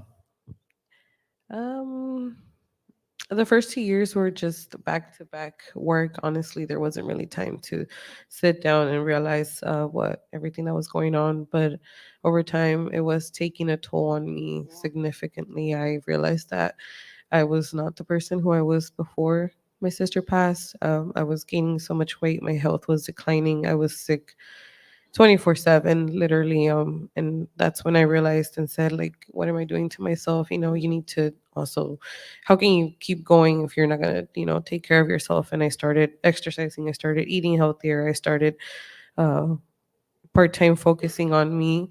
And I never really went to therapy, if I'm being honest with each and every single one of you guys. I know a lot of people that lose someone tend to go to therapy and grieve and do all these number of things. And I think for us, we just completely wiped that out, kept going. I don't really, you know, there wasn't really A moment. yeah, that I would sit back and first of all, I didn't know how to say no. Now I know how to say no. So I learned that sometimes you have to say no. And I did one of my favorite things to do when I did have some time for myself and I was in Houston, was just drive and Okay. not think and just have my favorite music on and just block out everything. And So that's car definitely, therapy. yeah. And exercise also helped a lot. I know just taking your mind off of things, doing the things that you like, whether it's, my friends were there for me as well as my partner, and having, those people to rely on emotionally helps a lot. But definitely I'm thinking about going to therapy so I can completely heal, because it is important, and it's part of the process. You deserve it. Yeah. Absolutely. So, because I want, the best for my family, and I think I'm the only one that has stalled on not going to therapy, and they're like, "When are you gonna go?" And I'm like, "I'm not done yet." I'm like, "We still have a couple more things to do," but I guess it's just everyone's different. A lot of people tell me that I'm very strong. I just, I try to Absolutely. just keep going, and I feel like the love that I had for Vanessa is basically also what kept me going.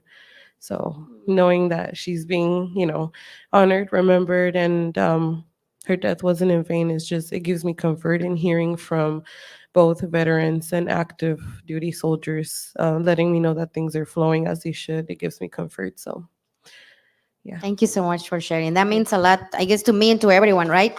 Thank you. Thank you so much. Vanessa is going to be right here. Remember, guys, she needs grant writers, fundraiser experts, all that great stuff. Get her, um, get her information. Hit her up after she has baby, or give her your information. She'll hit you up after she has baby. Can I just say something out loud? Don't ever feel guilty for taking care of yourself. You're not selfish. You deserve to be taking care of yourself. Absolutely. Yes. Mayra, thank you. Thank you. Thank you, hermosa. She'll be right here, ladies. Okay, y'all come and talk to her. Give her all the information you need. Ay, Madre Santa Maria. It's okay. So if we're gonna take 2 minutes really quick before we transition. She'll be right here, ladies.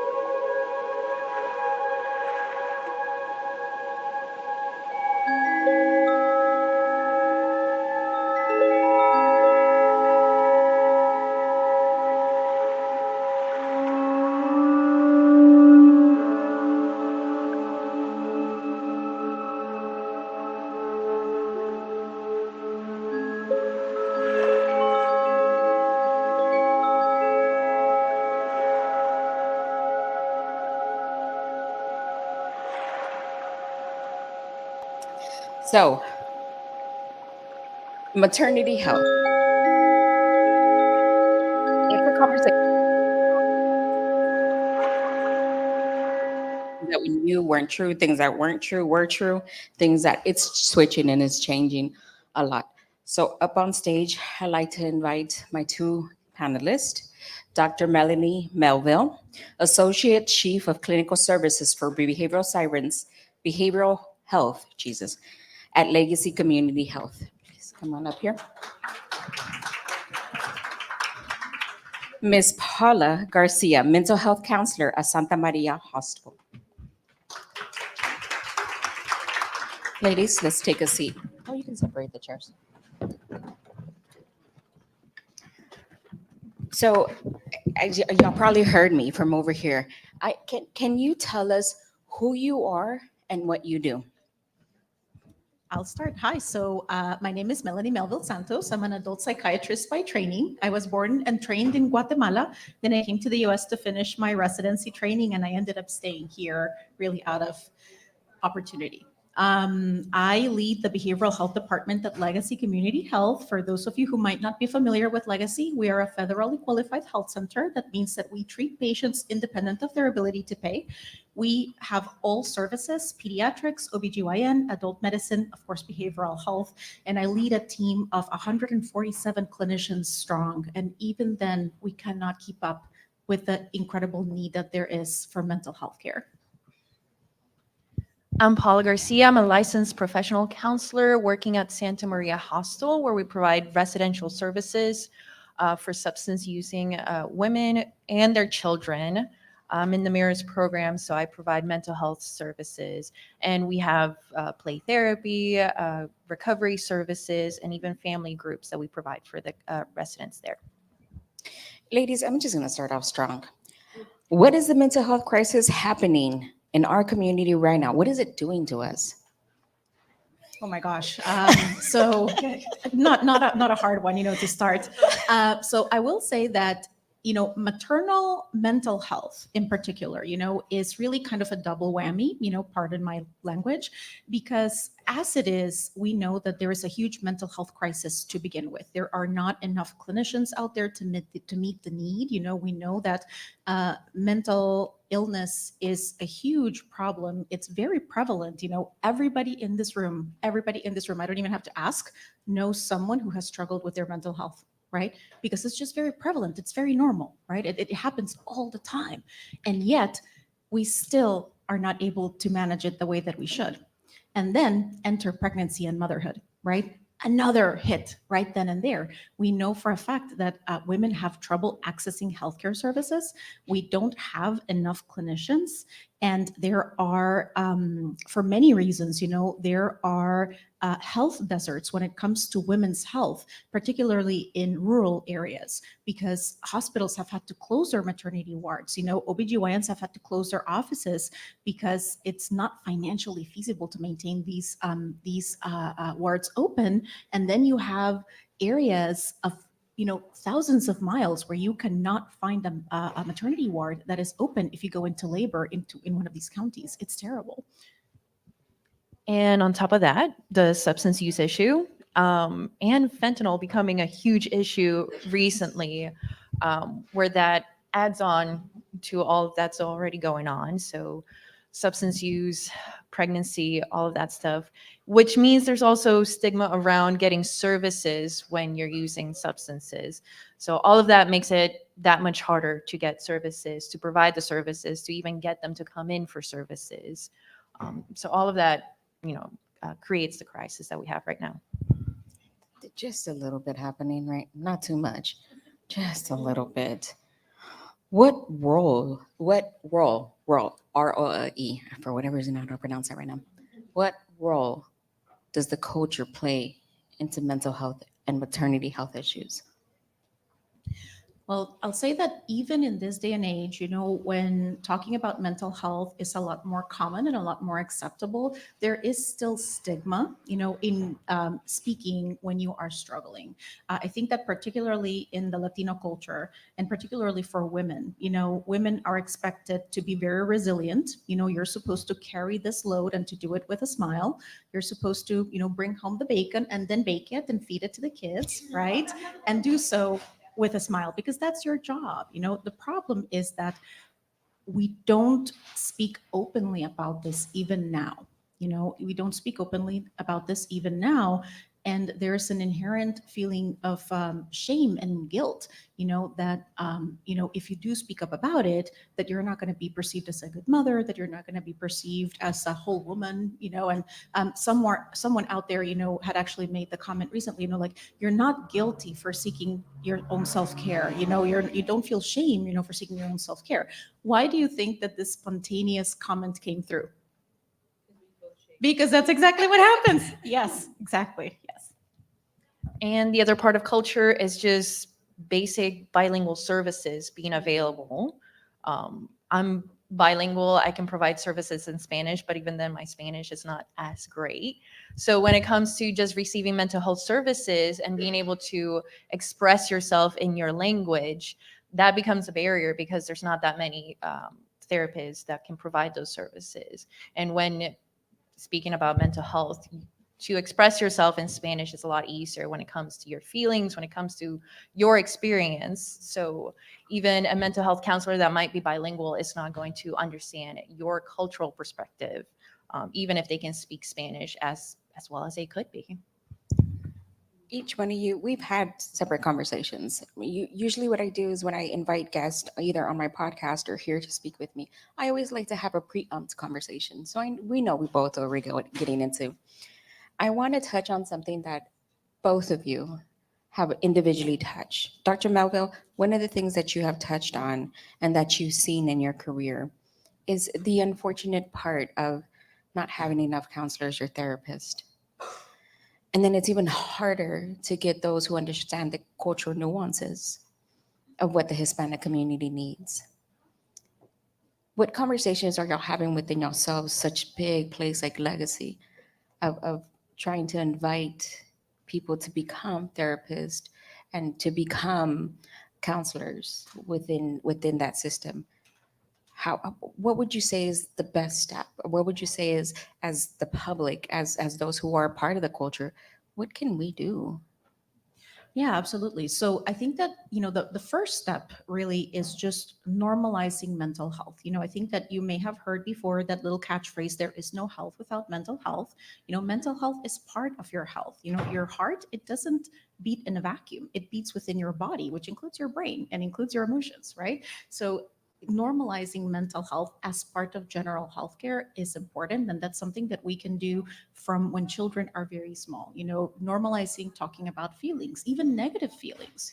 Who here was taught to talk normally, or to talk as part of your day to day about anger or about anxiety? My bet is that very few people, but guess what? Anger, anxiety, these are normal human emotions. You're going to experience them and it's okay. It's normal. But how you manage these feelings, as they come and go, because that's what happens with feelings, that is what makes the difference. And if nobody teaches you to do it, how are you supposed to figure it out? Right? So the first part in, what can we all do as individuals is we normalize mental health. It's just part of your health. It's just part of your body. It's just part of the human experience. It's normal, right? The second piece that we also spoke about is that you heard me talk a little bit ago about the finances of inpatient maternity wards, labor wards, and how so many hospitals have had to close them because financially, really, most hospitals actually don't make any money, from their maternity wards. And it's something that a lot of people just don't understand and don't know.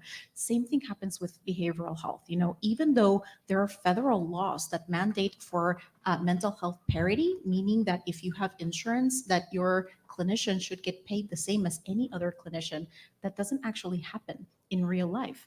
And then what ends up happening is that people who are therapists or psychiatrists end up not taking insurance, because they get paid very little for the services. And then even if there are psychologists or psychotherapists or psychiatrists in your community, you might not be able to use your insurance to access them. So the other thing that you can do as an individual is that you vote. You vote and you make sure that the legislators that you are backing have mental health and women's health as part of their agenda, right? Because Texas, there's lots of things to love about Texas, but the two things that I don't love as much is that we rank 50th in the country in access to mental health. 50th. My gosh. And same, we rank so low when it comes to insurance enrollment. And what gets us there? Legislation gets us there, right? Where we put our vote gets us there. So these are the two things that I would ask you all to do as individuals. Normalize mental health because it is part of your health, and vote. It sounds so simple, doesn't it? Vote for physical health, vote for mental health. Yeah, it would sound so, because otherwise stipulations are put in policy and whatever. It doesn't matter. Well, no, it does. It does. Sounds so simple, so basic. What a great way to get it out there and vote. So, Paula, one of the conversations we had, and you mentioned it very briefly, was around the stigma of users, and especially mothers who use. The hostel, it's a safe space for mothers who are trying to get clean, who want to get clean as opposed to getting, I'll let you do the speaking. Because I can only rephrase what I think he said, but I think you can touch more on that. Of how do we get to a place where we stop judging these mothers who have addictions because they're addictions? How do we stop and think and like, oh, they need the help? It's not, we assume like you just cold turkey. It is what it is. Can you touch on that a little bit? The stigma behind that and what exactly the hostel does for mothers who do have substance abuse issues or who do suffer with any form of addiction? I think part of the stigma is that we need more training for doctors, for just the people that treat them. Because the mothers end up feeling like when they go to the doctor, oh, they're just looking at me like I'm a drug user. And so we end up having to do trainings to teach them to use the correct terminology, to get them to be more patient, more receptive, more understanding of the struggle that they're going through, so that they will feel comfortable even just going and getting those services. So as we do more training for doctors and the mental health staff and everything, we end up recognizing that, yes, substance use can become a barrier and a stigma to getting that mental health and maternal health that they need. And so that's what we do as part of our outreach. We collaborate extensively with hospitals, with doctors, to get them to know it's like, hey, we do need the services. You know, take a little bit more care to know that they need the help, and like MAT services, medication assisted treatment, to destigmatize that as well, because people still believe that MAT services are like still using substances, but rather it's helpful to them to prevent them from relapsing, and it helps the pregnancy, the baby, to have a good healthy pregnancy and postpartum. So I'd like to do, I'm a data girl, I'm a numbers girl. I like to do with a little bit of research, whatever it is that I can. The number one death in maternal mothers is substance abuse. It's, and as you mentioned, when you're dealing with addiction, you're not thinking about going to see any doctor, right? Because of that stigma, because, oh no, they're going to take my baby. Oh no, this is not going to go well. I have other kids. I need help. How, if we have somebody within our realm of people that we know, maybe we have a best friend who has a sister who needs help, who needs further assistance, what's the first step? Is it conversation? Is it giving information? How can we go about it in a way that we stop judging them, but they also feel safe enough to talk to us or to talk to them? Or how can we deal with that? We do a lot of outreach. We do a lot of going into the communities. We put ourselves out there. Has anybody heard of Santa Maria Hostel here? Okay. So we do have our name out there, and that's what we try to do. So we don't just provide services in our treatment facility, but rather we have people that go out in the community um, to find those individuals, because the individuals sometimes they don't want to be found. But we do our best to go in the communities, like how can we help this person? Somebody made a call in a hospital, so that the hospitals know to make those calls to us. If somebody comes in there and they give birth, and they have substance use, so they make those calls. Like we are now out there so they know it's like, oh, CPS is not going to be called first. We're going to be called first, so that we can even provide those services. So sometimes it's not during pregnancy, it's postpartum. But that's how we get in there, and that's how we can help to make sure that they're getting the services that they wouldn't otherwise have gotten. Encouraging them to go see the doctor, that there are resources out there for them to be able to get the help that they need to be the best, the better mothers that they possibly want to be. That's amazing. Okay.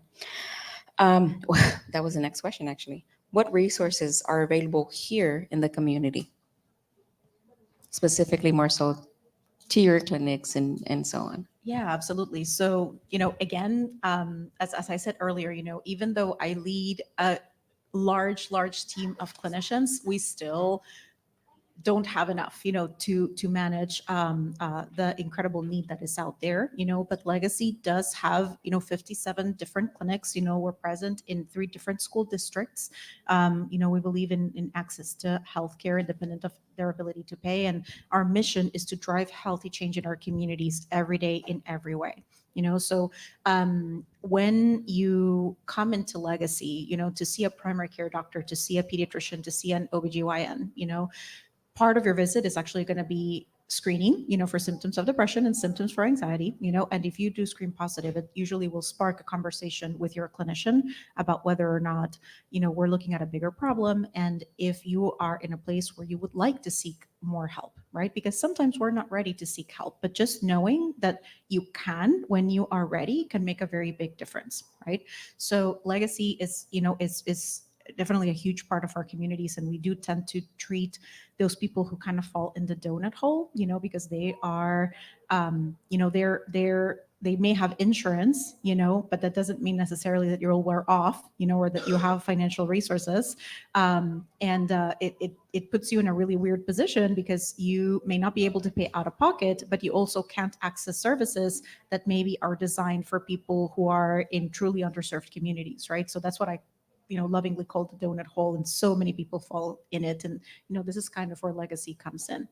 The other thing that you may also know about is 988. 988 is a huge national initiative that came through a couple of years ago, and it's made such a big difference because sometimes, again, you might not be ready to go and talk to a psychotherapist. You might not be ready to talk to a doctor, or you might not be able to for whatever reason, but you can pick up the phone and you can talk to a trained individual on the other side of the phone. You can text, and there will be a trained individual on the other side of your text who will be able to walk you through the crisis that you're going through in that moment. So there are resources that are free, that are out there, and that may help just get you to that point, where you can take the next best step, to quote Olaf, for those of you who have kids, just take the next best step. And at Santa Maria Hostel, we provide the residential services, but also the outreach. We have parent coaches that go into the community, to many community partners that we have. So they go to clinics, they even go to schools. We have some in some high schools to even provide services to young pregnant teenagers, to get that help, that advice and coaching, but also many intervention services that we have with schools, with community partners. So even if we do screen somebody who could be at risk, we try to also bring them in, give them services so they don't have to come to residential. They can just get the help out in the community. And part of it is that we love it that we get to go to their homes. We get to give them, treatment at where they live. And even telehealth has been the best thing that came from COVID during 2020. Since sliced bread, yeah. Right. That Yeah. we don't have to go out there, but rather, from the comfort of their home, they can get services like, oh, I'm here with my child while getting mental health services. So, we can reach them wherever they are. And I think that has been like the biggest help for mental health is that they don't have to take so much time out of their day to even talk to a professional. Yeah, Dr. Connor is my psychotherapist, and it's the best thing at telehealth. We were best friends on there. Amazing. I have to open it up to questions, but before I do that, is there something I didn't ask that you'd like to share? I think that again, when I talk about normalizing mental health, I think that a lot of it has to do not only with trying to be there for others and just listen to others, but also taking care of ourselves. I think that again, as Hispanic women, mothers, professionals, it's very common to hear, like, I just don't have the time to do it. There's just a lot to do. But the fact of the matter is that if you are not well, none of the things that you do that are important to you are going to come out well. You're going to be a more present mom. You're going to be a more efficient professional if you are well. Okay, so it has to be priority number one. Your wellness has to be priority number one in order for you to truly be successful at all of the other things that are important to you. And I think for me, same time. Time is the biggest barrier to getting help. As professionals, we're working 8 to 5. People that are working 8 to 5. When do they take care of their mental health? When do they have time to see a mental health professional? Being able to just provide flexibility. I see clients in the evenings. That's the only time they have a chance to see a mental health professional. So as for us, for professionals, being able to be flexible so that we can meet them where they are, so that we can provide those services a little later when they have time, because we want to make sure that time is not the barrier anymore. Thank you. I'm opening up the floor to any questions. Any questions, ladies? These are the professionals you have up here. I know it's very intimidating because I get intimidated. All I come is with my numbers and my little research. They have years of experiences. Yeah, absolutely. Here, so my camera can get you. You're gorgeous. Oh, thank you. So I am very passionate about the mind-body kind of soul connection, right? Has there been anything that your organizations do in terms of body work, like energetic work, like the fact that the mental illness can also be tied to some of these physical conditions that people have? Any work in that space or comment about that? So at Legacy, we offer multiple therapeutic interventions that normally people in our communities might not be able to access. Our senior therapy directors, Erica Avery and Roma Bott, do such an amazing job at offering continuous training to our therapists so can learn all of these modalities. But in addition to that, we have a team, it's a small team, but it does exist, of integrated behavioral health consultants. And our integrated behavioral health consultants are actually embedded in the primary care team. They don't even consider themselves part of the behavioral health team because they are in the clinic with the primary care doctors, with the OBGYNs, with the pediatricians, so that they can help these clinicians address behavioral health behaviors or mental health circumstances that may be impacting on their physical well-being. If you have a patient who is a diabetic, and you've provided them with education, you have taught them how to use their insulin, and yet their hemoglobin A1C is still 13. You go, okay, hold on, there's something else going on here. This is not something that's going to be fixed just with insulin. Come in, behavioral health consultant. Let's figure out what is going on that is impacting on your ability to manage your chronic illness, right? Yeah, that's amazing. I think a lot of autoimmune disease is actually tied very strongly to mental health. And there's such a big rise in that. It's scary, right? So that's awesome that you guys are doing that. Yeah, it is. I have hypothyroid. God, I'm full of just surprises. Any other comments or questions? Yes, Sienna. Oh, la hermosa up here. Hi, my name is Sienna. I have like a two-part. One is what she was talking about, kind of like um, I would say that like a problem that I've seen is kind of like that integration of how everyone kind of works together as far as like the holistic part of it.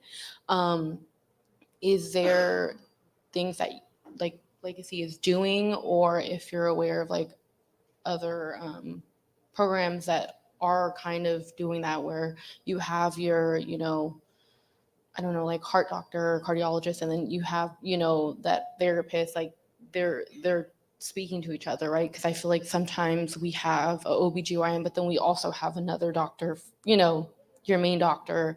Are there ways or even maybe conversations that we can have, maybe a language of how we communicate with our doctors, so we're feel like all our needs are kind of being met? Yeah, so I mean, I can speak to legacy because that's my experience, so I can't speak to what's happening in other organizations, although I do know that a lot of organizations are working very hard to integrate behavioral health care alongside with the rest of their service lines.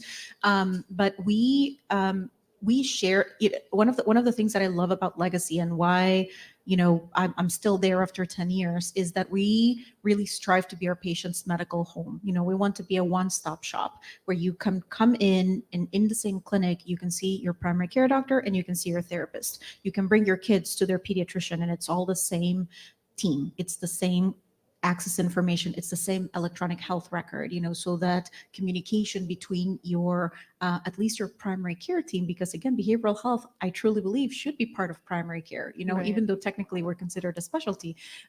So these are the steps that Legacy has taken to make sure that we can have a seamless communication with each other and that we can really rally around our patients, right? That being said, if you are not in an integrated system, which again can occur, I always recommend, making sure that your doctor knows, hey, I'm seeing a therapist. This is my therapist. And here is a release of information in case you ever need to discuss what's going on with me, right? Because even though, I don't know if you're all familiar with HIPAA, which is, the Health Information Privacy Act. Technically, if you are both taking care of a patient, you should not need a release of information to be able to communicate with each other. But because of the stigma and because people are so jealous about their mental health information, there are many clinicians who still will not talk to each other unless you expressively sign that piece of paper. So the one thing that you can do to help advocate for your clinicians talking to each other is A, making sure that they know that you're seeing somebody else because they might not know if it's not an integrated system, and B, give them permission to talk to each other. Thank you. And then just one last question. So if someone was interested in going to Legacy, what is that first step? And also there's no financial requirement? So the way that Legacy works is that we see everybody independent of their ability to pay, and we do have a sliding scale fee.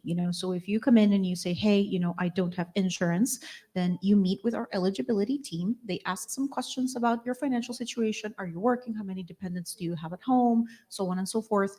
They try to find a program that you may qualify for, because sometimes people say, well, I don't have insurance, and they're not aware that they may actually qualify for programs that are out there, Healthy Texas Women's, or maybe CHIP Medicaid, like other things. And people just don't know that they may qualify for this. So our team will try to find that.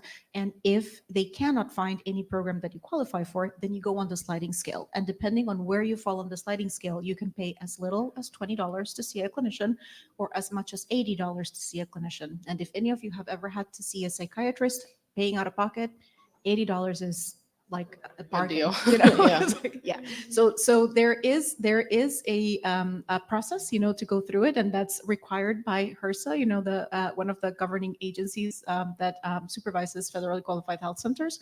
But the process is relatively painless, and again, our goal is always to try to make sure that people have access to high quality healthcare. So, thank you. Any other questions? Ladies, thank you so much for coming Thank you for up here with having us. me. This was really Thank good. you. Yes. So really quick. Okay.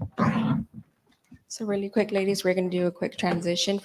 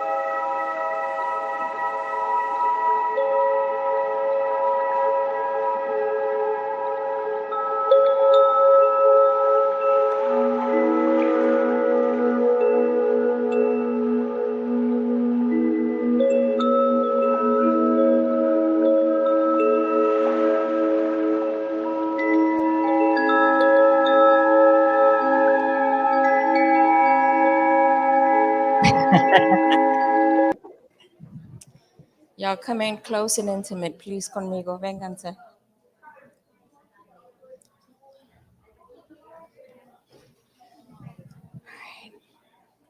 Right up here, Monica. Like right here, girl. Get real close with me. Get real close with me. Ya te vas. Bye, Mayra. Yeah, no, take care of yourself. We'll talk soon. I know. No, no. It's her first baby too. Yeah. Yada. Okay. The audience And is we're this looking is there. yes. Okay. So this is our so we do have the public audience, but we have an amazing people online watching us. Okay. So, um, can you introduce yourself to our audience online and in person? Who are you and what do you do? Yes. So my name is Yara Rogoff. I am a sergeant with the Houston Police Department. I currently work at Special Victims Division with the Crimes Against Children Unit. And so I started off with that, but then I'm gonna kind of touch base on exactly what that entails. Okay. But before that, I wanted to say this has come full circle because I started off my career obviously in patrol. I worked South Central's area basically the first 5 years of my career. And this is an area that I used to patrol a lot. So when I came back over here today, I was like, oh, it's like I never left home. But I've done a lot of volunteer work in the community with the Barrio Center, the Ripley House, and the Holt House Boys and Girls Club. So it's just nice coming back and being able to speak about trauma and what I do, because it's like it's never ended. But anyways, pull it up more. Okay, so I apologize. So anyways, as far as what I do with the Crimes Against Children's Unit, I am in charge of basically reviewing every single sexual assault case that comes through for children. Okay. Not only do I review it, I also put it in a queue, and then I also either assign it to one of the intake officers or I give it to investigations. So, in the last 2 years that I overtook this responsibility, I have reviewed thousands of cases, which is sad because it's something that just it feels like it never stops. We're switching. Okay. That one's making noise. Go right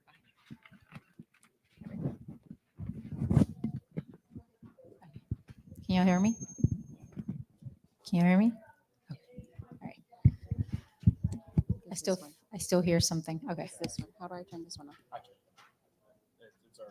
Okay. Just a quick intermission. You're good. Okay. So yeah, so that's just a little bit of what I do. And prior to me being the intake supervisor, I actually was a detective within the unit. So I did also get to work these cases and present them for charges with the district attorney's office. So I've worked many felonies. I've testified in court. There are people doing life in prison for some of the cases that I've worked.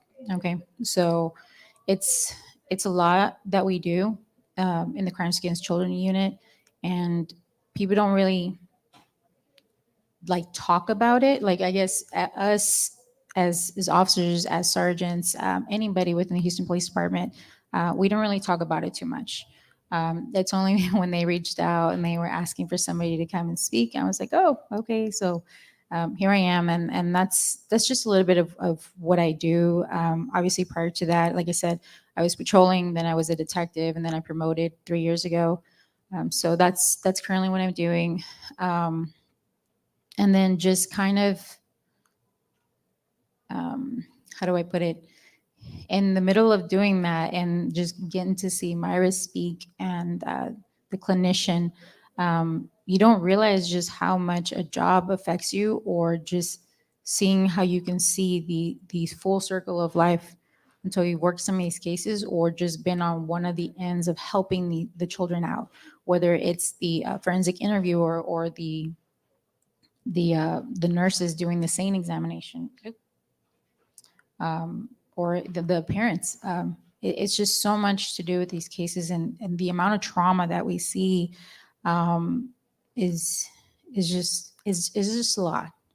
And the fact that y'all had somebody here speaking about mental health, because it's important to know that, you know, these cases that we are giving these kids the mental help they need, but also the women, the parents, because it's usually the mom that's bringing the child in for the forensic interview or bringing them in for services, and they're the ones that at the end of the day we don't see how much they're affected, but it affects them a lot. So it's just, I mean, that's just kind of what I've seen, and how this event has kind of like how it incorporates that. So I'm glad she invited me out to speak. So I'm here to answer some questions and any concerns that you guys have. So one of the reasons that I wanted to bring you here specifically, and I literally searched. And so when I met Chief, what's his name? Which one? Oh my goodness gracious. I'm terrible with names. So we currently have Chief Satterwhite that's acting chief right now. Chief Finner just retired about a week or so ago, or 2 weeks Okay. ago now. Okay. I don't know which one, but when It's okay. when I started to seek out somebody to speak specifically on this topic, was for the sense that I wanted to talk about trauma. You see, day in and day out, that's all you talk about is the trauma to kids, the trauma that it happens and it affects a family. Because I have my own trauma, and how that has, even now as I'm 40, how that transitioned into who I am today, and even the way I deal with people and things. And there's people get forgiveness is hard, right? But I want to know truly and deeply, what does physical or sexual trauma do to a child as they grow, or what does it what does it do, and how have you seen it manifest in the community when you kind of, when we see police officers have to deal with the mental health people in the spaces out there, and then come figure, they've had trauma. Yep. How do you see it? How does that transition? So it's one of those things that it feels like it's a never ending circle. Okay. So kids that have been physically abused or sexually abused, if they do not get proper care for them, end up being abusers themselves. Yeah. That is something that it has been, they've been doing research on.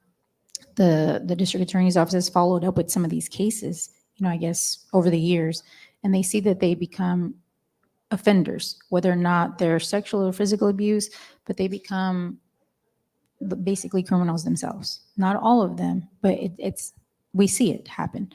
The ones that do get help because their parents are involved and they believe them, because that's the other thing with some of these children, that you have adults that do not believe children, that they were sexually assaulted by mom's boyfriend, so they grow up with that guilt.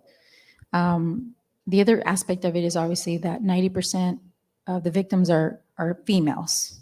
So that's the other thing. So, you grow up, but what we've seen is that because these children are going through the cycle, not getting the help, they're reoffending, they're becoming part of the problem. And then some of them become homeless because nobody wants to help them. Nobody wants to deal with them. And they start using drugs. So then it becomes a police problem, because we're getting called out because, oh, this homeless person is doing this or that, or the drugs, it's a never-ending cycle.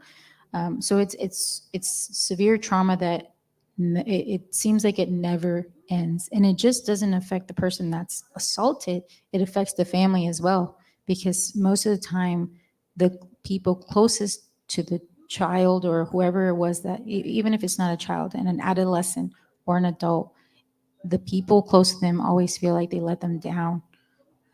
Like, where was I? How could this have happened? And then if they don't seek therapy themselves, then it's just something that just never never stops. And and it's crazy just how I mean, you're asking about, you know, the trauma and going around, but it's something that affects every aspect of life. It affects everybody that's involved, and sometimes people just don't even report it. And so, I mean, you got the ones that report it that they don't get believed. Some of them get help, some of them don't. And then you get the people that just never report it. And they grow up to be adults. And as an adult, like when you see, you know, cases where there was a sexual assault and there is proof and this person gets off scot-free, most people don't want to report it to the police, to the authorities. They don't want to do anything about it.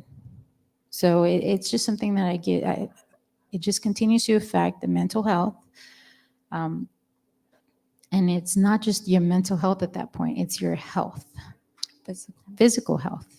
I mean, it's just, it's one of those things that I've seen, and I didn't say it out loud, but I mean, I've been on the department for 11 years, and I mean, I've never gotten a call about something good.